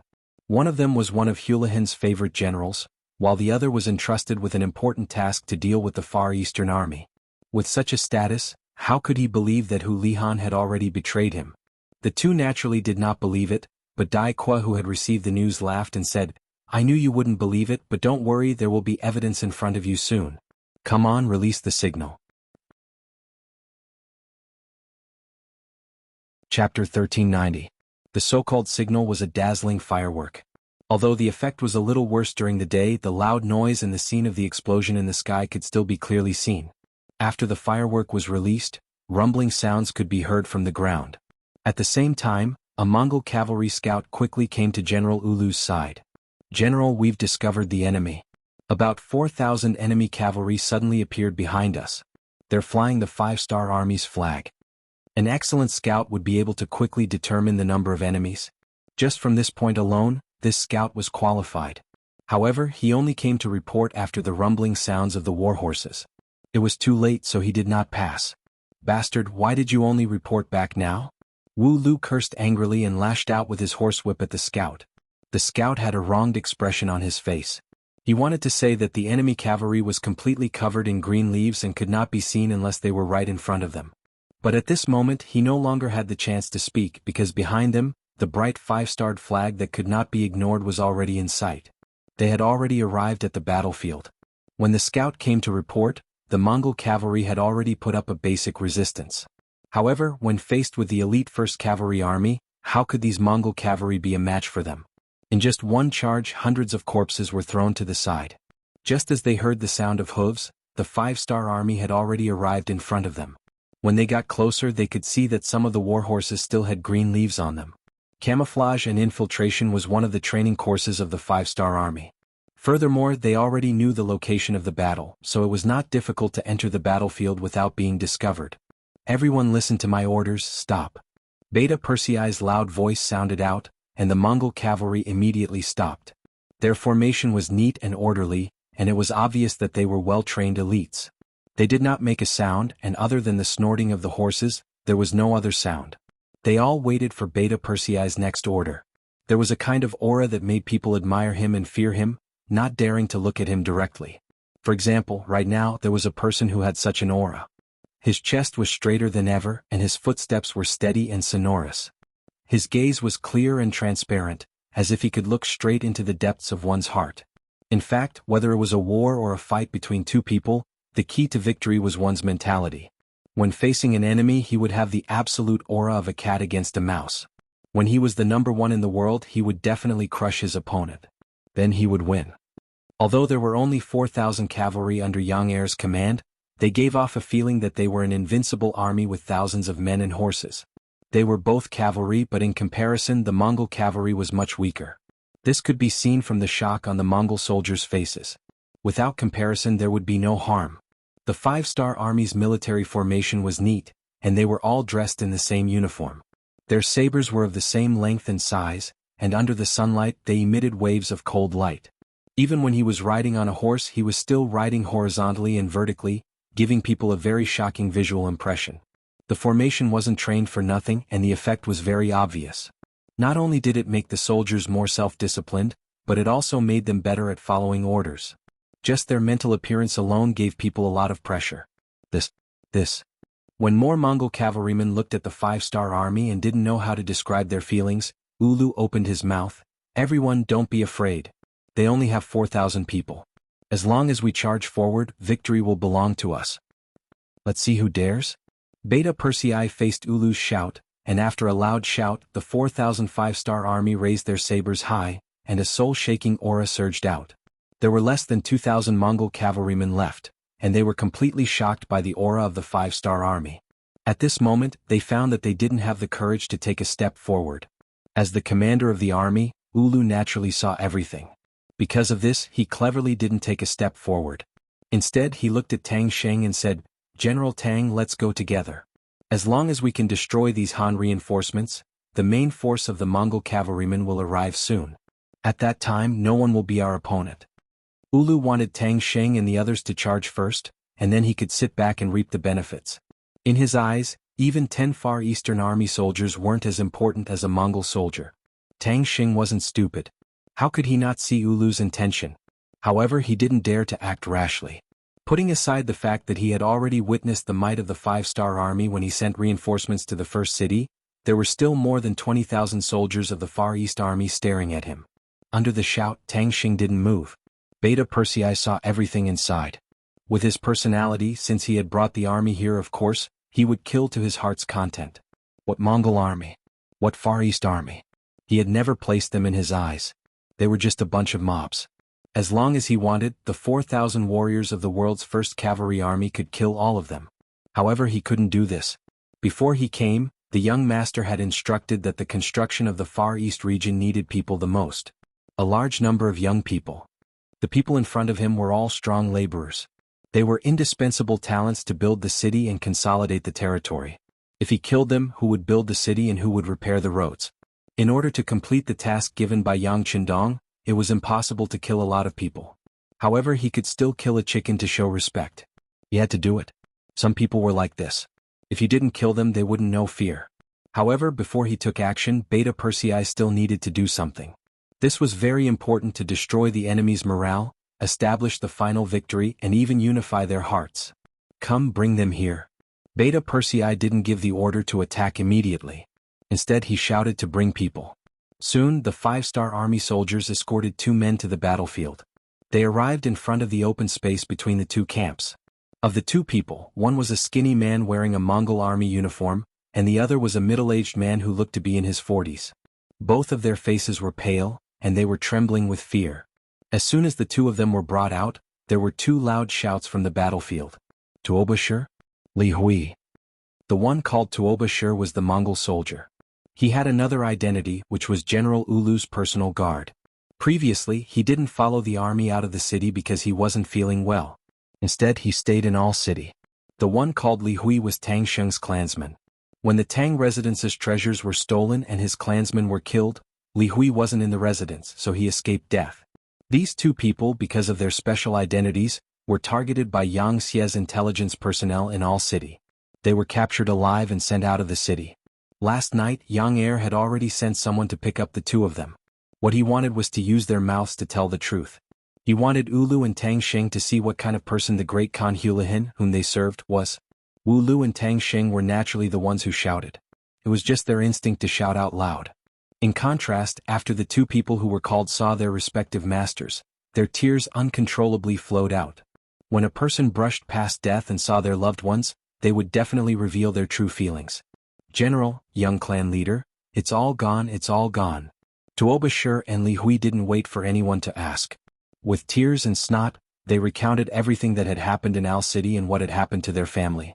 After that, whether it was Ulu or Tang Xing, when they heard that Hulahin had led his troops out of Al City and fled to the Siberian region, it was as if they were struck by lightning. They stood in place, not moving at all. Although they did not know why the Great Khan had retreated, one thing was for sure. They were all abandoned people, abandoned as pawns, thrown here. Ulu couldn't understand why his Great Khan would abandon him. Tang Xing's face was full of shame. He thought of how Belinsky persuaded him to send out troops. Belinsky wanted to abandon him, but at the same time he also wanted to steal his treasures. When he thought of how he had mistakenly trusted Belinsky, and how he and Li Hui were the only two people left in the entire tribe, he couldn't help but scream, "Belinsky, you liar, you despicable, you bastard." It was because Tang Xing believed in Belinsky that he became a traitor to the Far Eastern Army and came to this point. But what he got was betrayal and the destruction of his tribe. If he could do it all over again, Tang Xing would not have made such a choice. Whether it was Ulu or Tang Xing, they both had fierce looks in their eyes as they cursed everything that had happened to them. This scene was seen by the other officers and soldiers, and all of them fell into deep thought. This was especially so for the Far Eastern Army that had defected with Tang Xing. They thought that after joining their new master, they would be able to enjoy glory and wealth. At the very least, they would be able to ensure the safety of their tribesmen. But now, not only would they not be able to save their tribesmen, they would also not have a good ending. After all, traitors never had a good ending. The atmosphere of the battlefield changed drastically because of the appearance of Tuoba Shi and Li Hui. The most obvious change was that the Far East army that had surrendered had become restless and restless. Charge. With such a good opportunity, how could Beta Persei let it go? With an order, the 4,000 five-star army cavalry behind him moved, raising their sabers and urging their horses forward. The first to bear the brunt of this attack were the 2,000 Mongol cavalry. Their morale was already low, and Tuoba Shi's appearance had destroyed their hope. Just as their morale was at its lowest, the five-star army charged over. How could they stop them? Chapter 1391. When the arrow formation stabbed into the Mongol cavalry camp, the resistance they faced could be said to be minuscule. This allowed the attack of the 5-star Legion Corps to go really smoothly. With just one charge, they charged into the enemy formation and no one could stop them. Block them, block them. Ulu, who finally came back to his senses, shouted at the army as he looked at Tang Xing and said, "General Tang, although we have been abandoned, we have to kill our way out for ourselves. Otherwise, what awaits us will be worse than death." How could Tang Xing not know? He was a traitor, and from a certain point of view, he was far more hateful than the enemy. Once he was caught by the 5-star army, he would probably suffer a fate worse than death. Tang Xing did not want to die and could not die. He still wanted to take revenge on Belinsky. He immediately waved his sword and shouted to his troops, "Everyone, follow me and kill our way out. Let's find Hulahin and take revenge." With a loud shout, Tang Xing was the first to gallop out of the camp. The group of personal guards beside him also followed suit. However, that was it. Including the soldiers, there were only 20 or so cavalry. As for the others, including Qi Wu, Zhang Shi, and Li Dei, they all stood in place and did not move at all. The soldiers behind them also followed beside their general. They also had no intention of charging out of the battle. When the 5-star army's reinforcements arrived and Hulahin fled without saying anything, it was clear that the situation was over. Anyone with a brain would not make the decision to become enemies with the 5-star army. Other than the 20 or so soldiers, there was actually no one following them. Tang Xing's face revealed a trace of loneliness. However, he did not blame these people. They had already followed him down the wrong path. He could not drag them to their deaths. "Come, follow me and kill our way out. Go." Tang Xing was determined to fight to the death. He was the first to charge towards the 5-star army. He knew very well what he had done. Even if he surrendered now, he would not benefit at all. Since that was the case, he might as well take the risk. If he could really break out, he would definitely find a way to find Belinsky and take revenge for the extermination of his clan. Surround them all, don't let a single one escape. Beta Persei was riding on a big, strong horse, his face full of excitement. After following Yang Qindong for so many years, There were fewer and fewer opportunities for him to take action, let alone the opportunity to lead an army alone. It wasn't easy for him to let go of everything and go on a killing spree. He would cherish it very much. Come, don't waste any more time. Both of you come at me together. Beta Persei laughed heartily as he casually pointed his broadsword at Ulu and Tang Sheng. It was as if he was looking down on the world. Attack together. After Ulu and Tang Sheng exchanged a look, they nodded in unison. Then they whipped their horses and charged towards Beta Persei.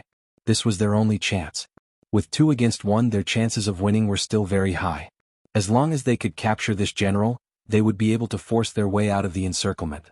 Wu Luoning had become a general among the many Mongolian cavalry. His own ability was naturally unquestionable. There was no culture at all, and one could not rely on qualifications and other resources. Those who could become generals were undoubtedly extremely capable. Tang Xing was the same.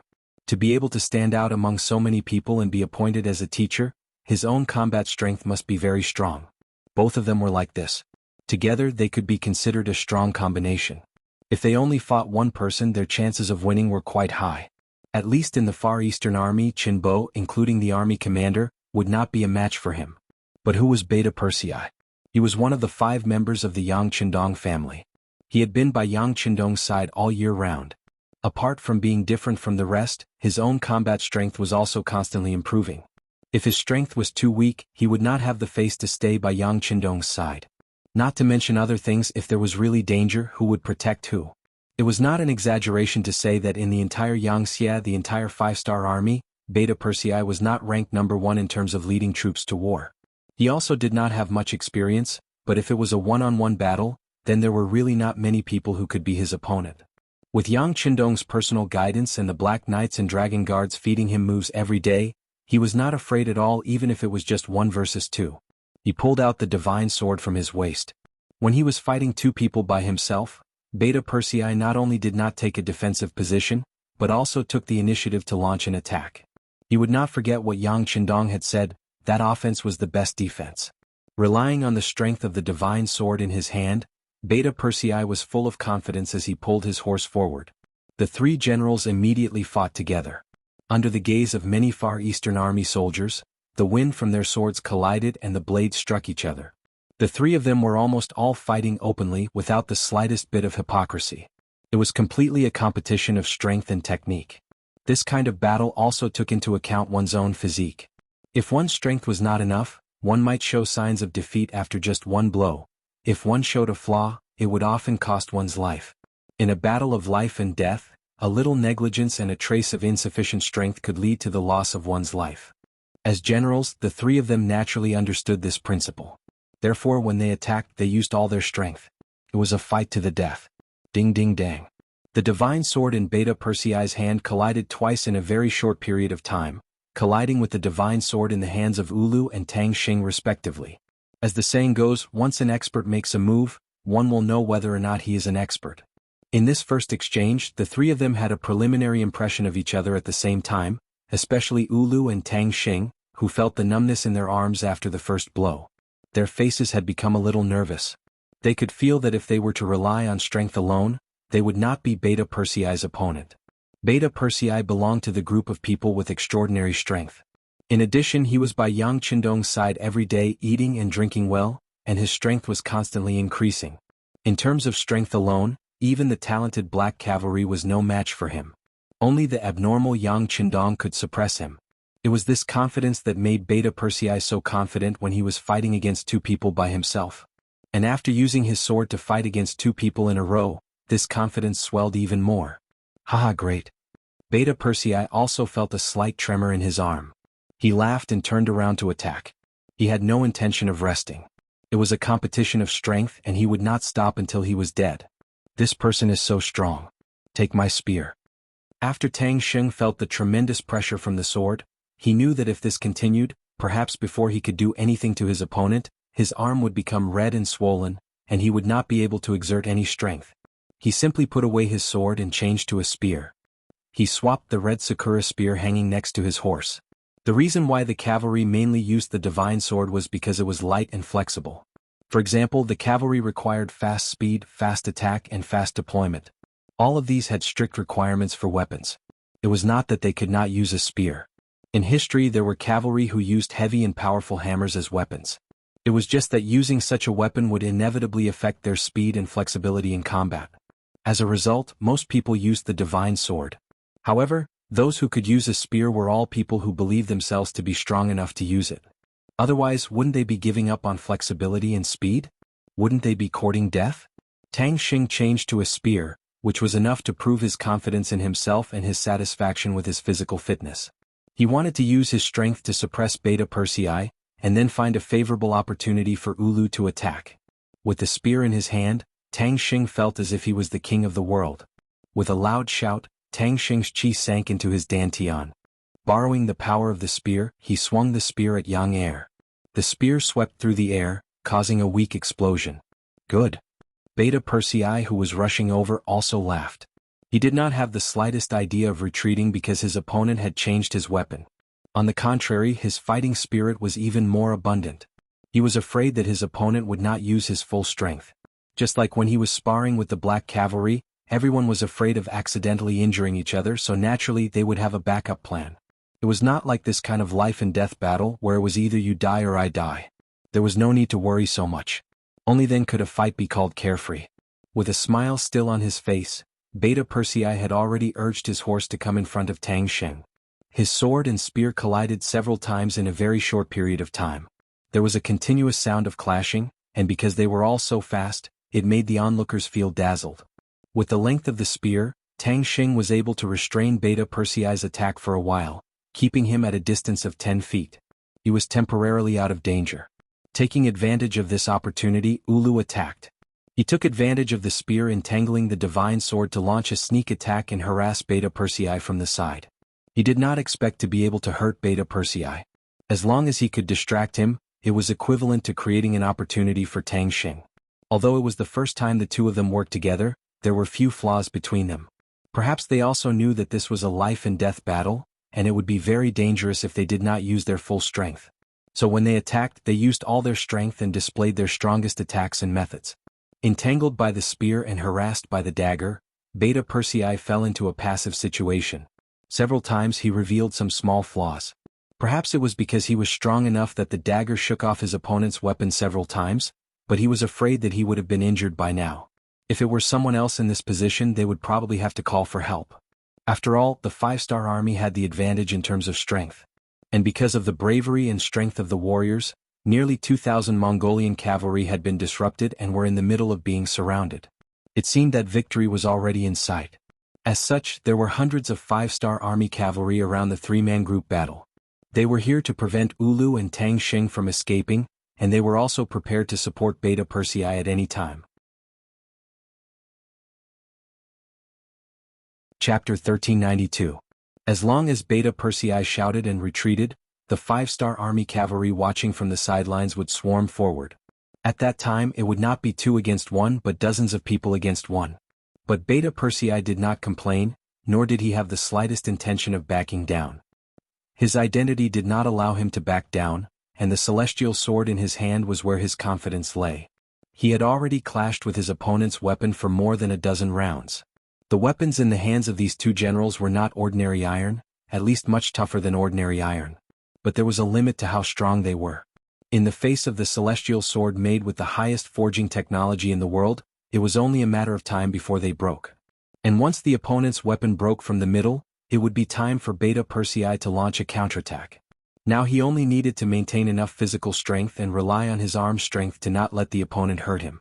The three weapons were still clashing and stars would appear from time to time, indicating that the three of them seemed to have used all their strength in each attack, and each attack was extremely dangerous. In this way the three of them continued to attack for another 5 rounds. Beta Persei's eyes shone brightly when he saw that there was a large gap on the opponent's weapon. He knew that the celestial sword had finally taken advantage of his advantage. The opponent's weapon would break at any time, and his opportunity to counterattack had appeared. The time had come. Beta Persei suddenly shouted, and the strength in his arm increased by a bit, so much so that it reached 90% of his overall strength. He slashed the celestial sword at the body of the spear. Under the great force, Tang Xing felt his arm tighten. Because of the great force, he almost fell off his horse. Fortunately, he managed to control himself at the last moment. When he looked up, he saw that Beta Persei had given up on him and was slashing his sword at Ulu. Good chance. Tang Sheng's eyes lit up, then he gripped the spear tightly and thrust it forward. He only needed 2 breaths to stab the spearhead into Beta Persei's armor, severely injuring his opponent and capturing the most important hostage. Beta Persei seemed to treat Tang Sheng as an invisible person. At this time he was slashing his saber at Ulu's body, looking like he was going to fight to the end. Ulu could tell that Beta Persei was going all out. Logically speaking, he should have urged his horse to retreat and avoid the brunt of Beta Persei's attack. For someone like him who grew up on horseback, he did not need to exert any force on the reins when advancing or retreating with his horse. He only needed to gently press his legs together to communicate with his horse and retreat in the face of battle. However, Ulu did not retreat. He needed to create favorable conditions and enough time for Tang Sheng to attack. This made it necessary for him to block a few slashes from the saber. Wu Lu was confident that he would be able to block 3 or 4 attacks within 2 breaths of time, rather than holding the saber with one hand. There was no problem with his strength, Ulu was confident about this. However, the problem was that his weapon could not do it. When faced with the divine cavalry saber that could cut through iron like mud, Wu Lu's cavalry saber had already been chipped. It was only because he had been fighting hard that he did not notice it.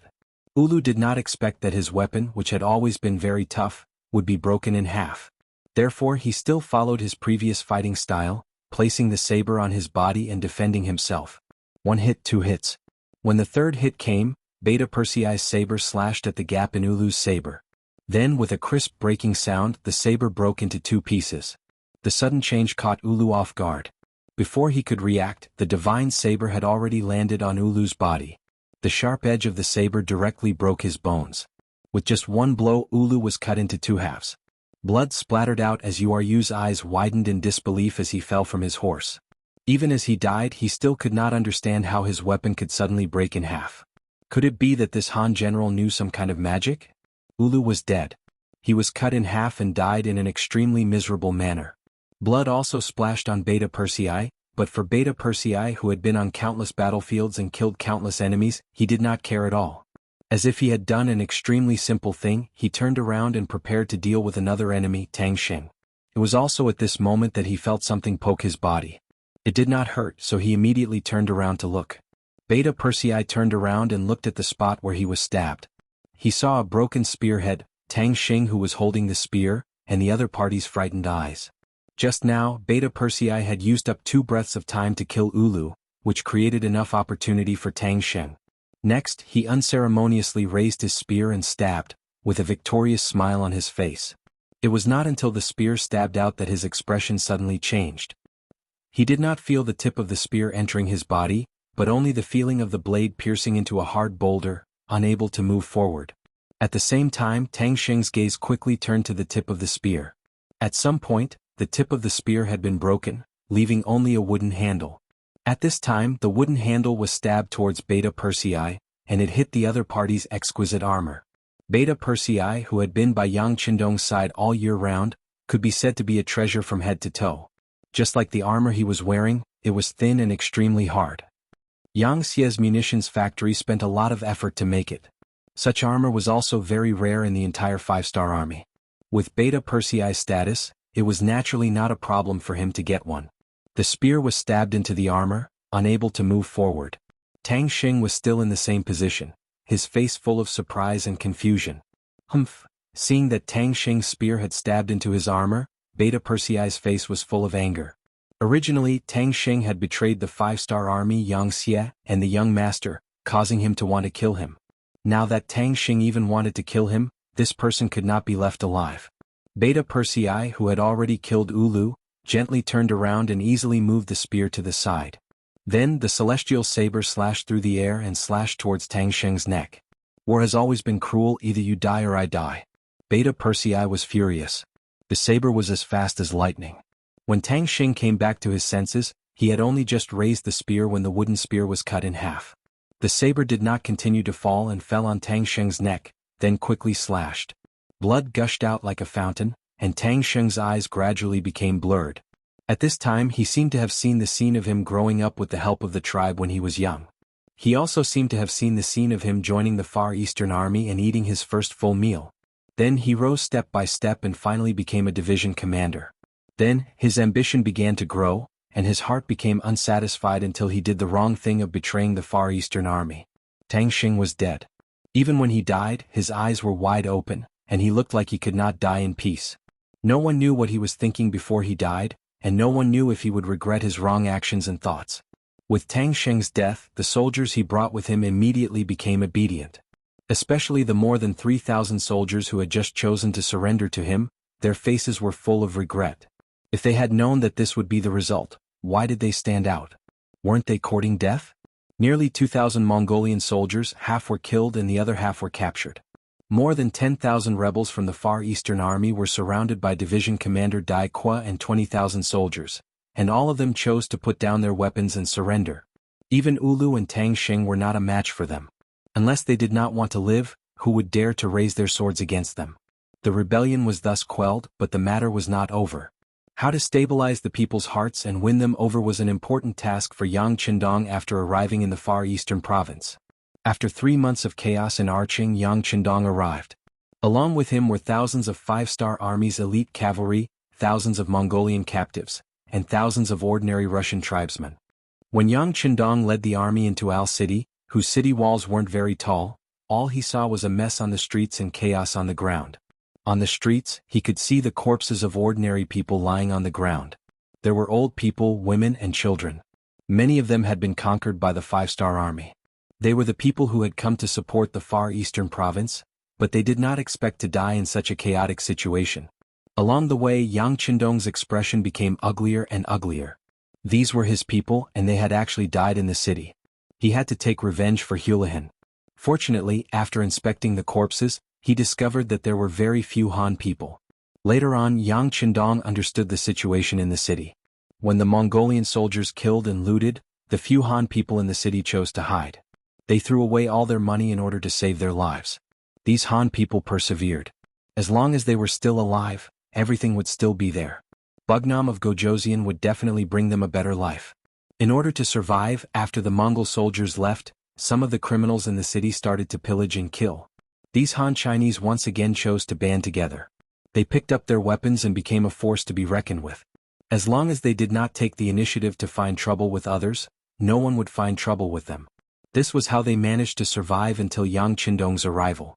As Yang Qindong entered the city, the law and order in the city quickly stabilized. On the streets, the soldiers of the world's #1 cavalry army were patrolling the streets. They were dressed in neat military uniforms, riding on tall horses and wielding divine weapons in their hands.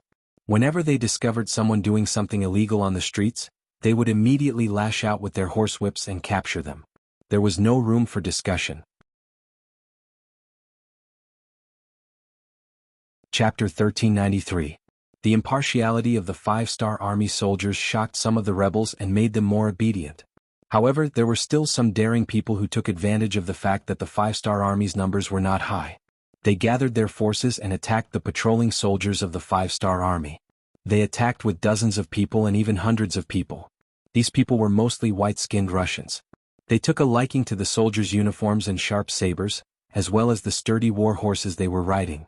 Facing the provocation and the rebels who were shouting and holding weapons such as sabers, sticks, clubs, and even hoes, the 5-star army did not hold back and killed them all.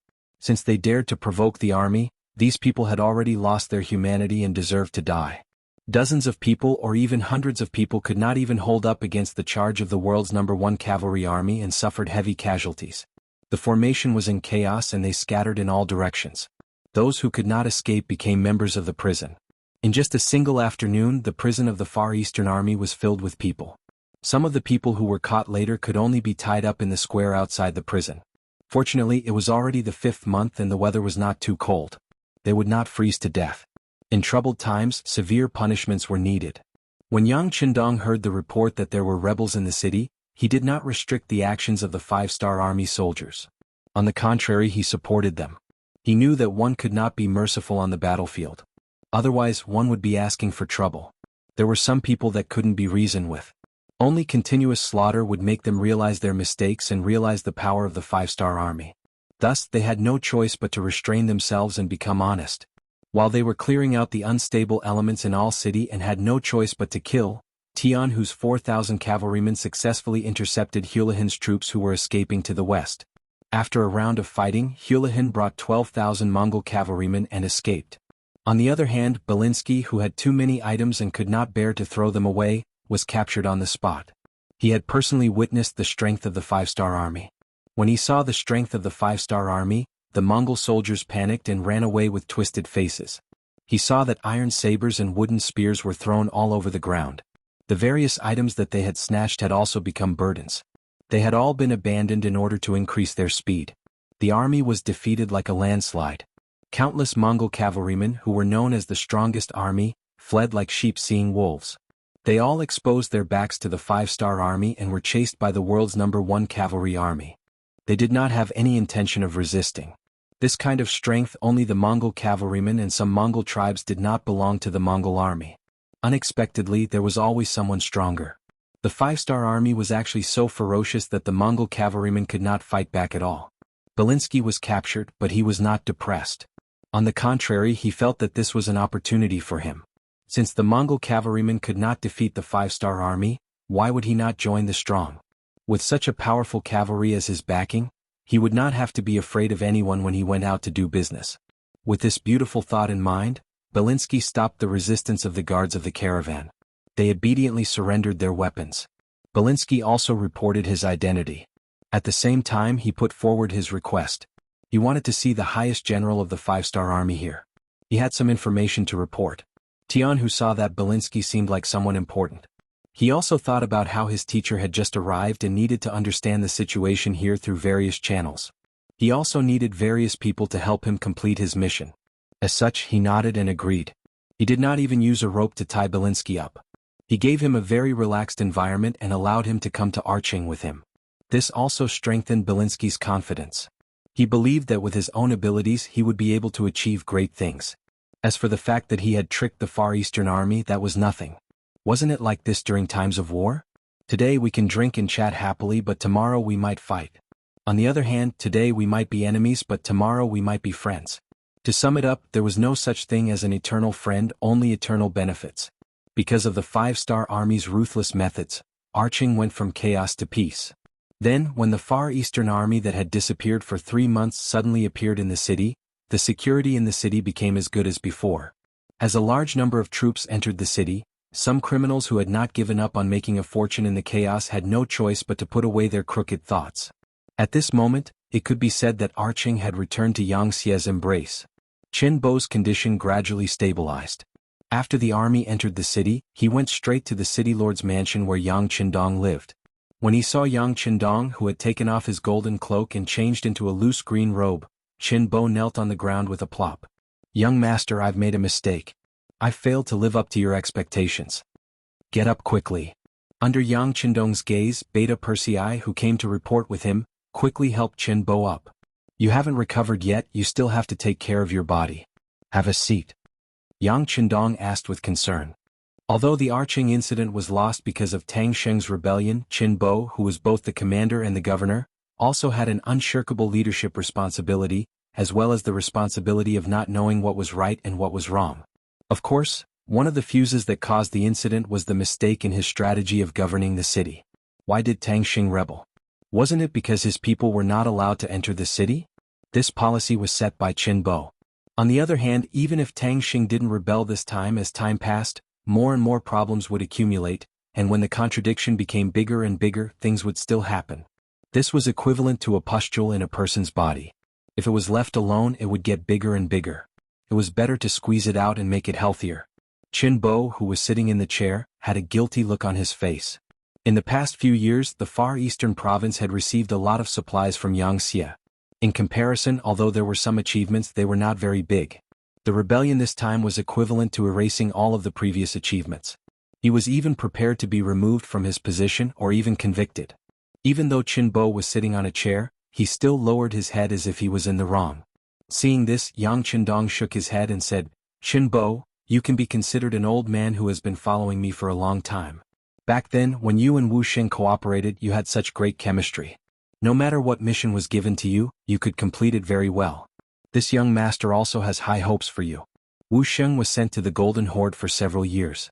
He has successfully established a cooperative relationship with some important figures in the Russian tribe and built his own Wuxia city. His actions are gratifying. As for you, this young master also has high hopes for you.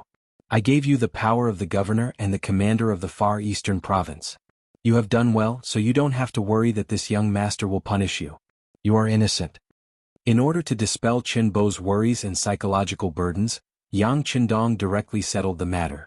After saying that he was innocent, even if someone wanted to impeach or blame Qin Bo, it would be useless. Yang Qindong's words were like nails on a board.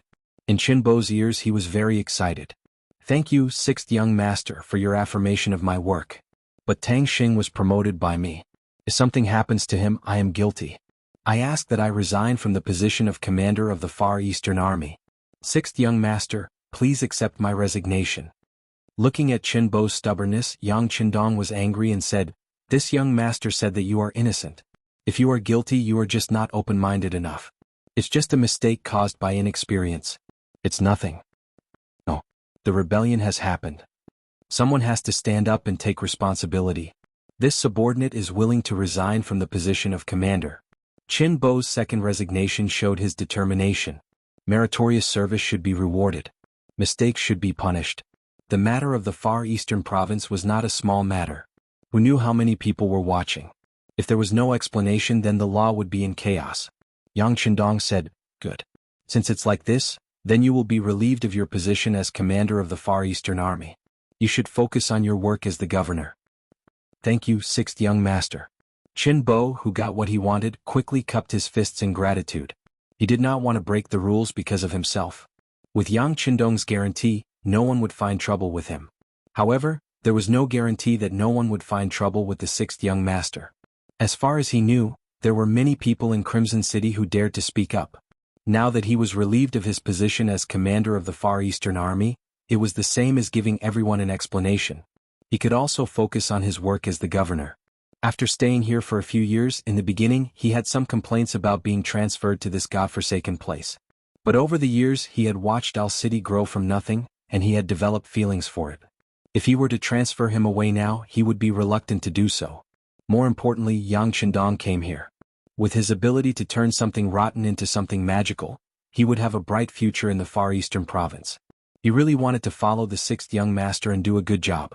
After being relieved of his position as commander, Qin Bo seemed to be a lot more relaxed in an instant. When he talked about work, his state of mind was a lot more energetic than before. Sixth young master, although Tang Xing's selfishness caused the mutiny this time, the fact that so many people were willing to follow him to rebel against the Far Eastern Army is enough to show that our work is not up to par. The main thing is that Al City is still too small. Arranging for 500,000 people from all over the place is already a lot of pressure. We really can't arrange for other soldiers, clansmen, even for senior officers like division commanders. Some openings cannot be opened.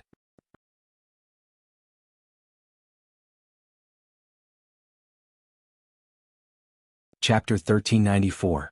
Yang Qindong stood at the side and listened attentively. From time to time, he would nod his head to show that he understood Qin Bo's previous actions. When the other party was almost done, he asked, previously I asked the Far Eastern Army to reclaim the wasteland. How is it going? Speaking of wasteland, Qin Bo immediately perked up. Sixth young master, according to your instructions, this is what we've been doing during this period of time. With the efforts of 500,000 people, we've reclaimed a total of 20 million mu of land in the past 5 years. The land here is really fertile. Although it's affected by the weather and can't be compared to the south of the Great Ming Dynasty where we can harvest twice or even thrice a year, the yield of crops here is very high and the taste of the crops is also very fragrant. The Far Eastern region had black soil and was very suitable for planting crops. Just like in the future, the 3 eastern provinces became the base for producing crops because of this reason. Hearing that 20 million mu of land had already been reclaimed, Yang Qindong nodded heavily. Not bad, your work is still very effective. Finally being praised, Qin Bo's expression became a little better. At least he wasn't completely useless. At least he didn't let down the work he had done for the past few years. Right, this time the Mongolian cavalry suddenly appeared. Has the food been hidden properly? Yang Qindong suddenly thought of a very important question. Next, he wanted to develop the Far Eastern region. This wasn't just because of the bet he made with Yumian. Most importantly, this was an important chess piece for him to enter Europe through the land route. He couldn't afford to make any mistakes. Therefore, he decided to personally set up the troops here to establish a solid bridge to enter Europe. It's all hidden. Only the commanders and I of the Guard Regiment know the location. Even the other commanders don't know. You know that the soldiers of the Guard Regiment are all Han Chinese. Most of them are youths from Crimson City. Some of them are from the Cold Front. They are all trustworthy. This time the food is intact. This is enough to prove everything. Good, this matter is well done. If one wanted to develop a place, they had to solve the problem of their stomachs first. If one couldn't even fill their stomachs, how could they talk about development? How about this, take out all the food? Next, whether it is building a city or repairing roads, we will need a lot of able-bodied men, and able-bodied men can eat the most. Hearing that the food was fine, Yang Qindong breathed a sigh of relief. At the same time he felt more confident. Build a city? Qinbo was stunned.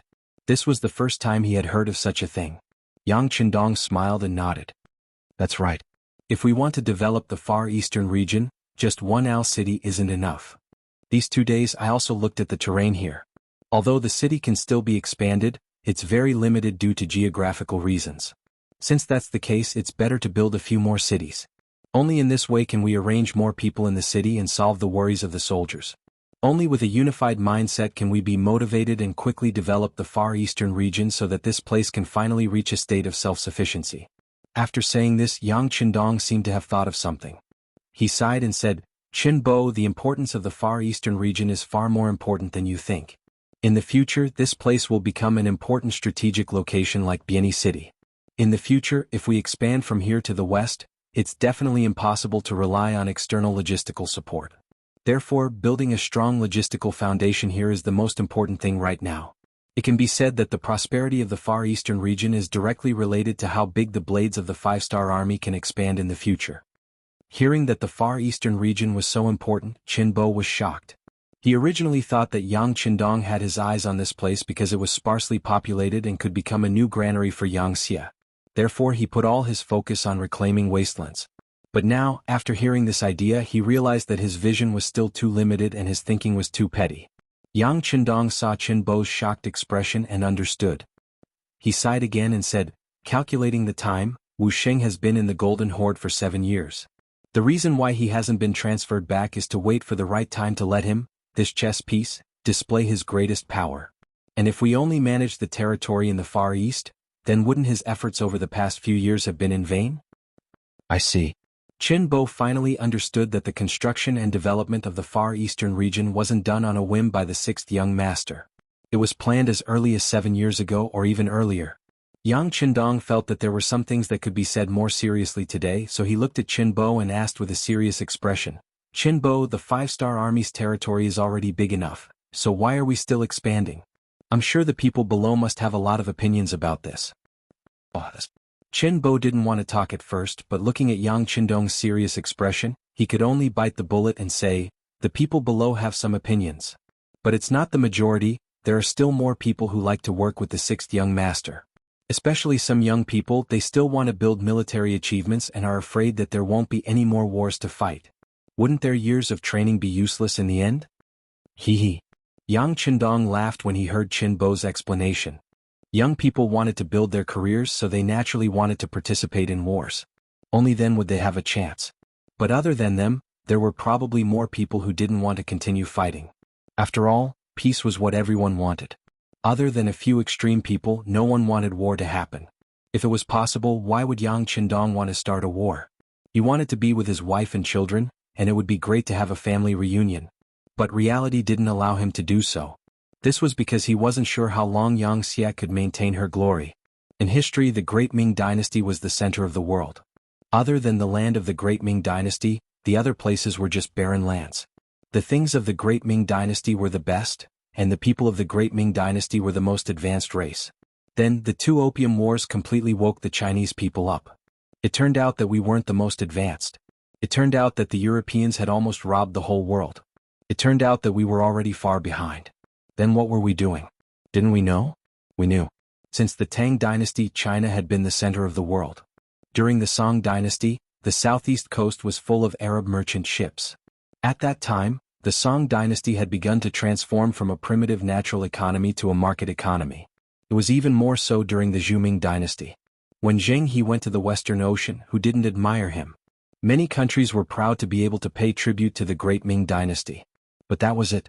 When the great Ming dynasty entered the Yingzong dynasty, it was equivalent to entering the middle of the Ming dynasty. After that, it was a downward slope. In the end, it was covered by history and was ruled by a group of Tatars who only had millions of people. How sad it was to think about it. If Yang Qindong stopped now, he couldn't guarantee that his descendants wouldn't be destroyed one day, and they wouldn't be ruled by other foreign races. In order for that day to not appear, he had to work harder now.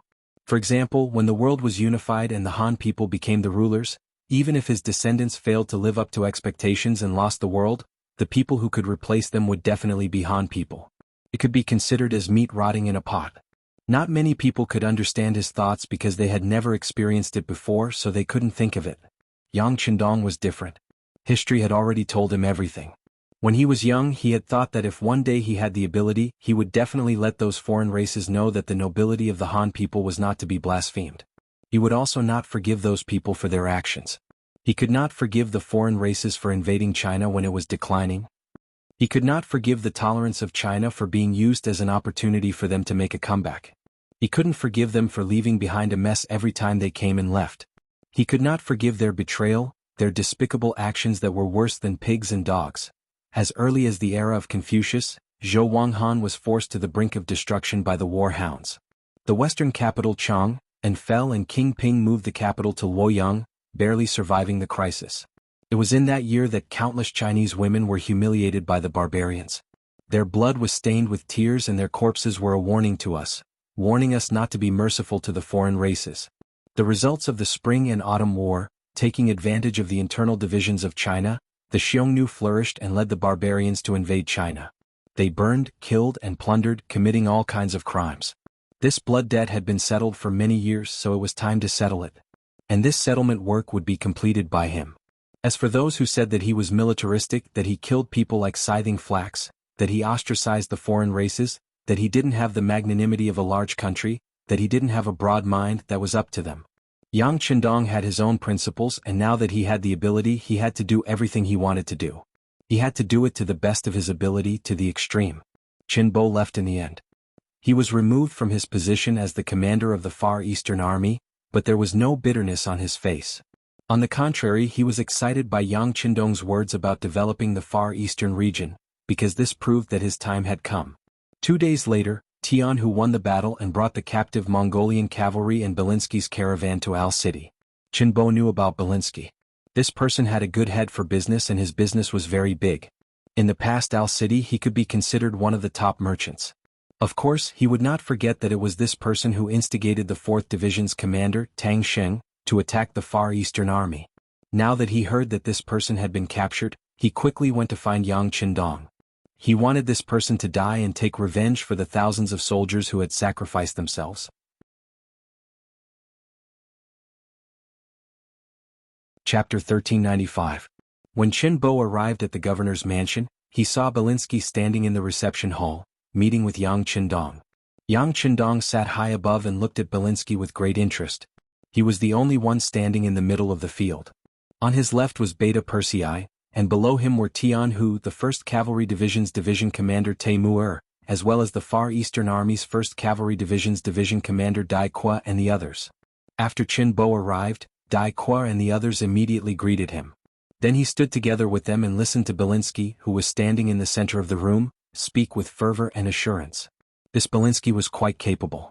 In terms of language, he could speak Chinese, Russian, and Mongolian dialects. At this moment he was speaking very fluent Chinese, which did not sound awkward, about some of the strange stories in Siberia and some of the things he had encountered in the mountains.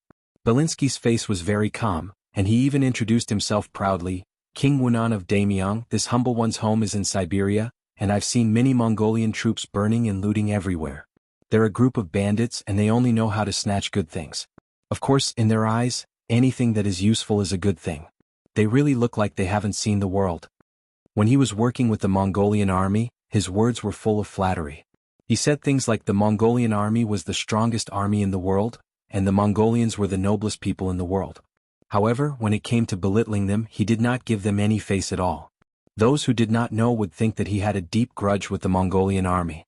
In fact, in the entire Siberia, Hulahin is not the only Mongolian cavalry. As far as this humble one knows, there are 7 or 8 other forces of different sizes. The only difference is that compared to Hulahin, they're poorer and weaker. Apart from that, there are also a few native Russian tribes. Some of them have become quite powerful and have their own protection teams. If it weren't for the fact that they lack weapons and battle experience, they wouldn't be much weaker than the Mongolian cavalry in terms of numbers. Respected King Wunan of Daemyong, this humble one can contact these people, and we've done business with them in the past, so we have some friendship. As long as you give the order, this humble one can bring your greetings to them. I'm sure that at that time, everyone can form an alliance to deal with the Mongolian cavalry. Honorable King Wunan of the Great Ming Dynasty, this lowly one has traveled to various places as a merchant. I am very clear about where there are small paths and where there is a main road through which an army can march. If your majesty needs, this lowly one can present a self-drawn map at any time. It will certainly play a big role in your majesty's control of the situation there in the future. Respected King Wunan of Daemyong, this humble one, Belinsky was like a long-tongued woman who didn't know what fatigue was. He kept his mouth open for more than an hour, to the point that his saliva was flying everywhere and his lips were starting to crack. Finally he shut his mouth. Perhaps there were still some things that he hadn't said, but based on his experience he had already said a lot. This was enough to please this young Bugnam of Gojosian. As for taking out everything in his heart, only a fool would do such a thing. Since the two of them were working together, he had to keep some trump cards. Otherwise, how could he fight for the initiative in the future? Seeing that Belinsky had finally shut his mouth, Yang Qindong smiled and nodded with satisfaction. Then he looked at Ba Daojiang and said, "Take him away. He's tired. Don't let him talk too much. Let him draw out the map of Siberia that he knows." "Yes," Ba Daojiang replied. He had already seen the meaning in Yang Qindong's eyes. He had to properly entertain this foreign profiteer and dig out all the things in his head. At the very least, he had to make sure that he wouldn't cooperate. Under all kinds of torture, he wasn't worried that he wouldn't open his mouth. Ba Daojiang agreed, but Belinsky didn't understand. He raised his right hand and shouted, "Wait, respected King Wunan of Daemyong, you haven't said how we should cooperate." "Cooperate? Why should we cooperate?" Yang Qindong laughed as if he had heard the funniest joke in the world. "You don't want to cooperate? If you don't cooperate, why should I draw a map for you?" A trace of panic appeared on Belinsky's face. When he was talking about himself, he didn't say where he came from, but, Perhaps this was his true thought. In his heart he did not respect Yang Qindong that much. It was only because the situation was not as good as Yang Qindong that he had to say this. "You know how to draw a map." Seeing that Belinsky still wanted to make a fair deal with him at this time, Yang Qindong laughed loudly. He was confident that after Ba Daojiang made his move, the other party would soon know why the flowers were so red. At that time he would say what he knew, and those who didn't he would talk nonsense. Yang Qindong's eyes revealed a look of disdain. He was treating Belinsky as a captive, which made the merchant unable to remain calm. He was originally a little flustered, but now he shouted, "No, you can't treat me like this. I'm here to discuss business with you. If you do this, it will make me disappointed." "Wrong, you're not here to discuss business with this king. You're this king's captive. You were captured by Commander Tianhu. Everyone can testify to this." Yang Qindong couldn't allow the other party to slander the reputation of the five-star army. Although they killed people like flies, they still had their reputation. He would still keep his word to his friends. Belinsky suddenly remembered that he was indeed brought here by Tianhu. Although he chose not to resist the five-star army's cavalry, and even wanted to use the opportunity to meet Yang Qindong to prove his ability and practical value. However, it was also true that he was a captive. From the looks of it, he had miscalculated. He couldn't use his status as a captive as an excuse. He rolled his eyes and shouted again, "I'm a big merchant of the Russian tribe. I have many powerful friends in Siberia. If Bugnam of Gojosian wants to harm me, do you think it will anger them? Once they join forces with the powerful Mongolian cavalry, I'm afraid Arching will change hands a second time." Belinsky's face was full of threat as he spoke. He was just short of saying, "Uncle B is very angry and the consequences will be very serious." "Are you threatening me?" Yang Qindong was stunned at first, and then he looked up to the sky and laughed. The other high-ranking officers of the five-star army in the other halls couldn't help but laugh out loud as if they had heard the funniest joke in the world. Belinsky blushed as he looked at everyone. Although he didn't know what he had said wrong, he knew that these people were looking down on him when he saw how they were laughing.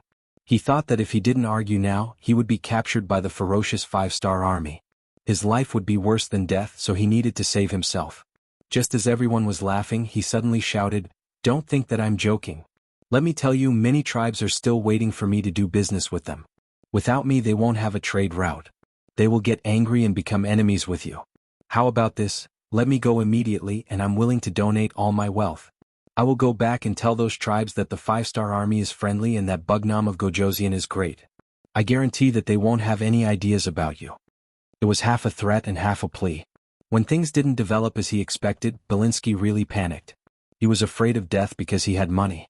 He was more afraid of death than anyone else. When he realized that money couldn't save his life or bring him glory, his heart was in a mess. "Oh, you still want to continue trading with those people? Do they have money?" Yang Chendong finally asked with interest. His efforts didn't go to waste. Belinsky wasn't afraid of being asked questions, but he was afraid that the other party would ignore him. He immediately became spirited and said, "Respected Bugnam of Gojoseon, although they don't have money, they have things that we can trade with. For example, they live in the mountains all year round, so they have good tiger skin, tiger bones, tiger penis, tiger meat, ginseng, and all kinds of animal fur. They are all good things and are very valuable outside." "Oh, they have good things, so it's worth it to trade with them." Yang Chendong nodded in satisfaction. Then his gaze fell on Belinsky and said, "But you don't have to make such a trade. Our Yangxia has many excellent merchants. You just need to tell us the locations of those tribes. As for your assets, they were seized and will definitely be confiscated. Also, you colluded with Tang Sheng and the others to destroy our Arching and kill this king's people. This debt needs to be settled. Alright, take him away and treat him well. Make him spit out everything in his stomach. If he doesn't say anything, just kill him." Yang Chendong waved his hand impatiently. Ba Daojiang, who had been waiting at the side, strode forward and lifted Belinsky, who weighed more than 50 kilograms, out of the hall. Even after they left the hall, Belinsky was still screaming like a pig being slaughtered. "You can't do this to me. Otherwise, you'll definitely attract the anger of the other tribes. You'll definitely regret it." No one took Belinsky's threat seriously. Regardless of whether it was the Mongol or Russian soldiers, if they didn't come, why would the 5-star army look for them? If they surrendered, everything would be fine. Those who were guilty would be punished, and those who weren't would be given land to farm. They would be squeezed dry. You're tuning in to the Han Lee's Wuxia Chronicles YouTube channel.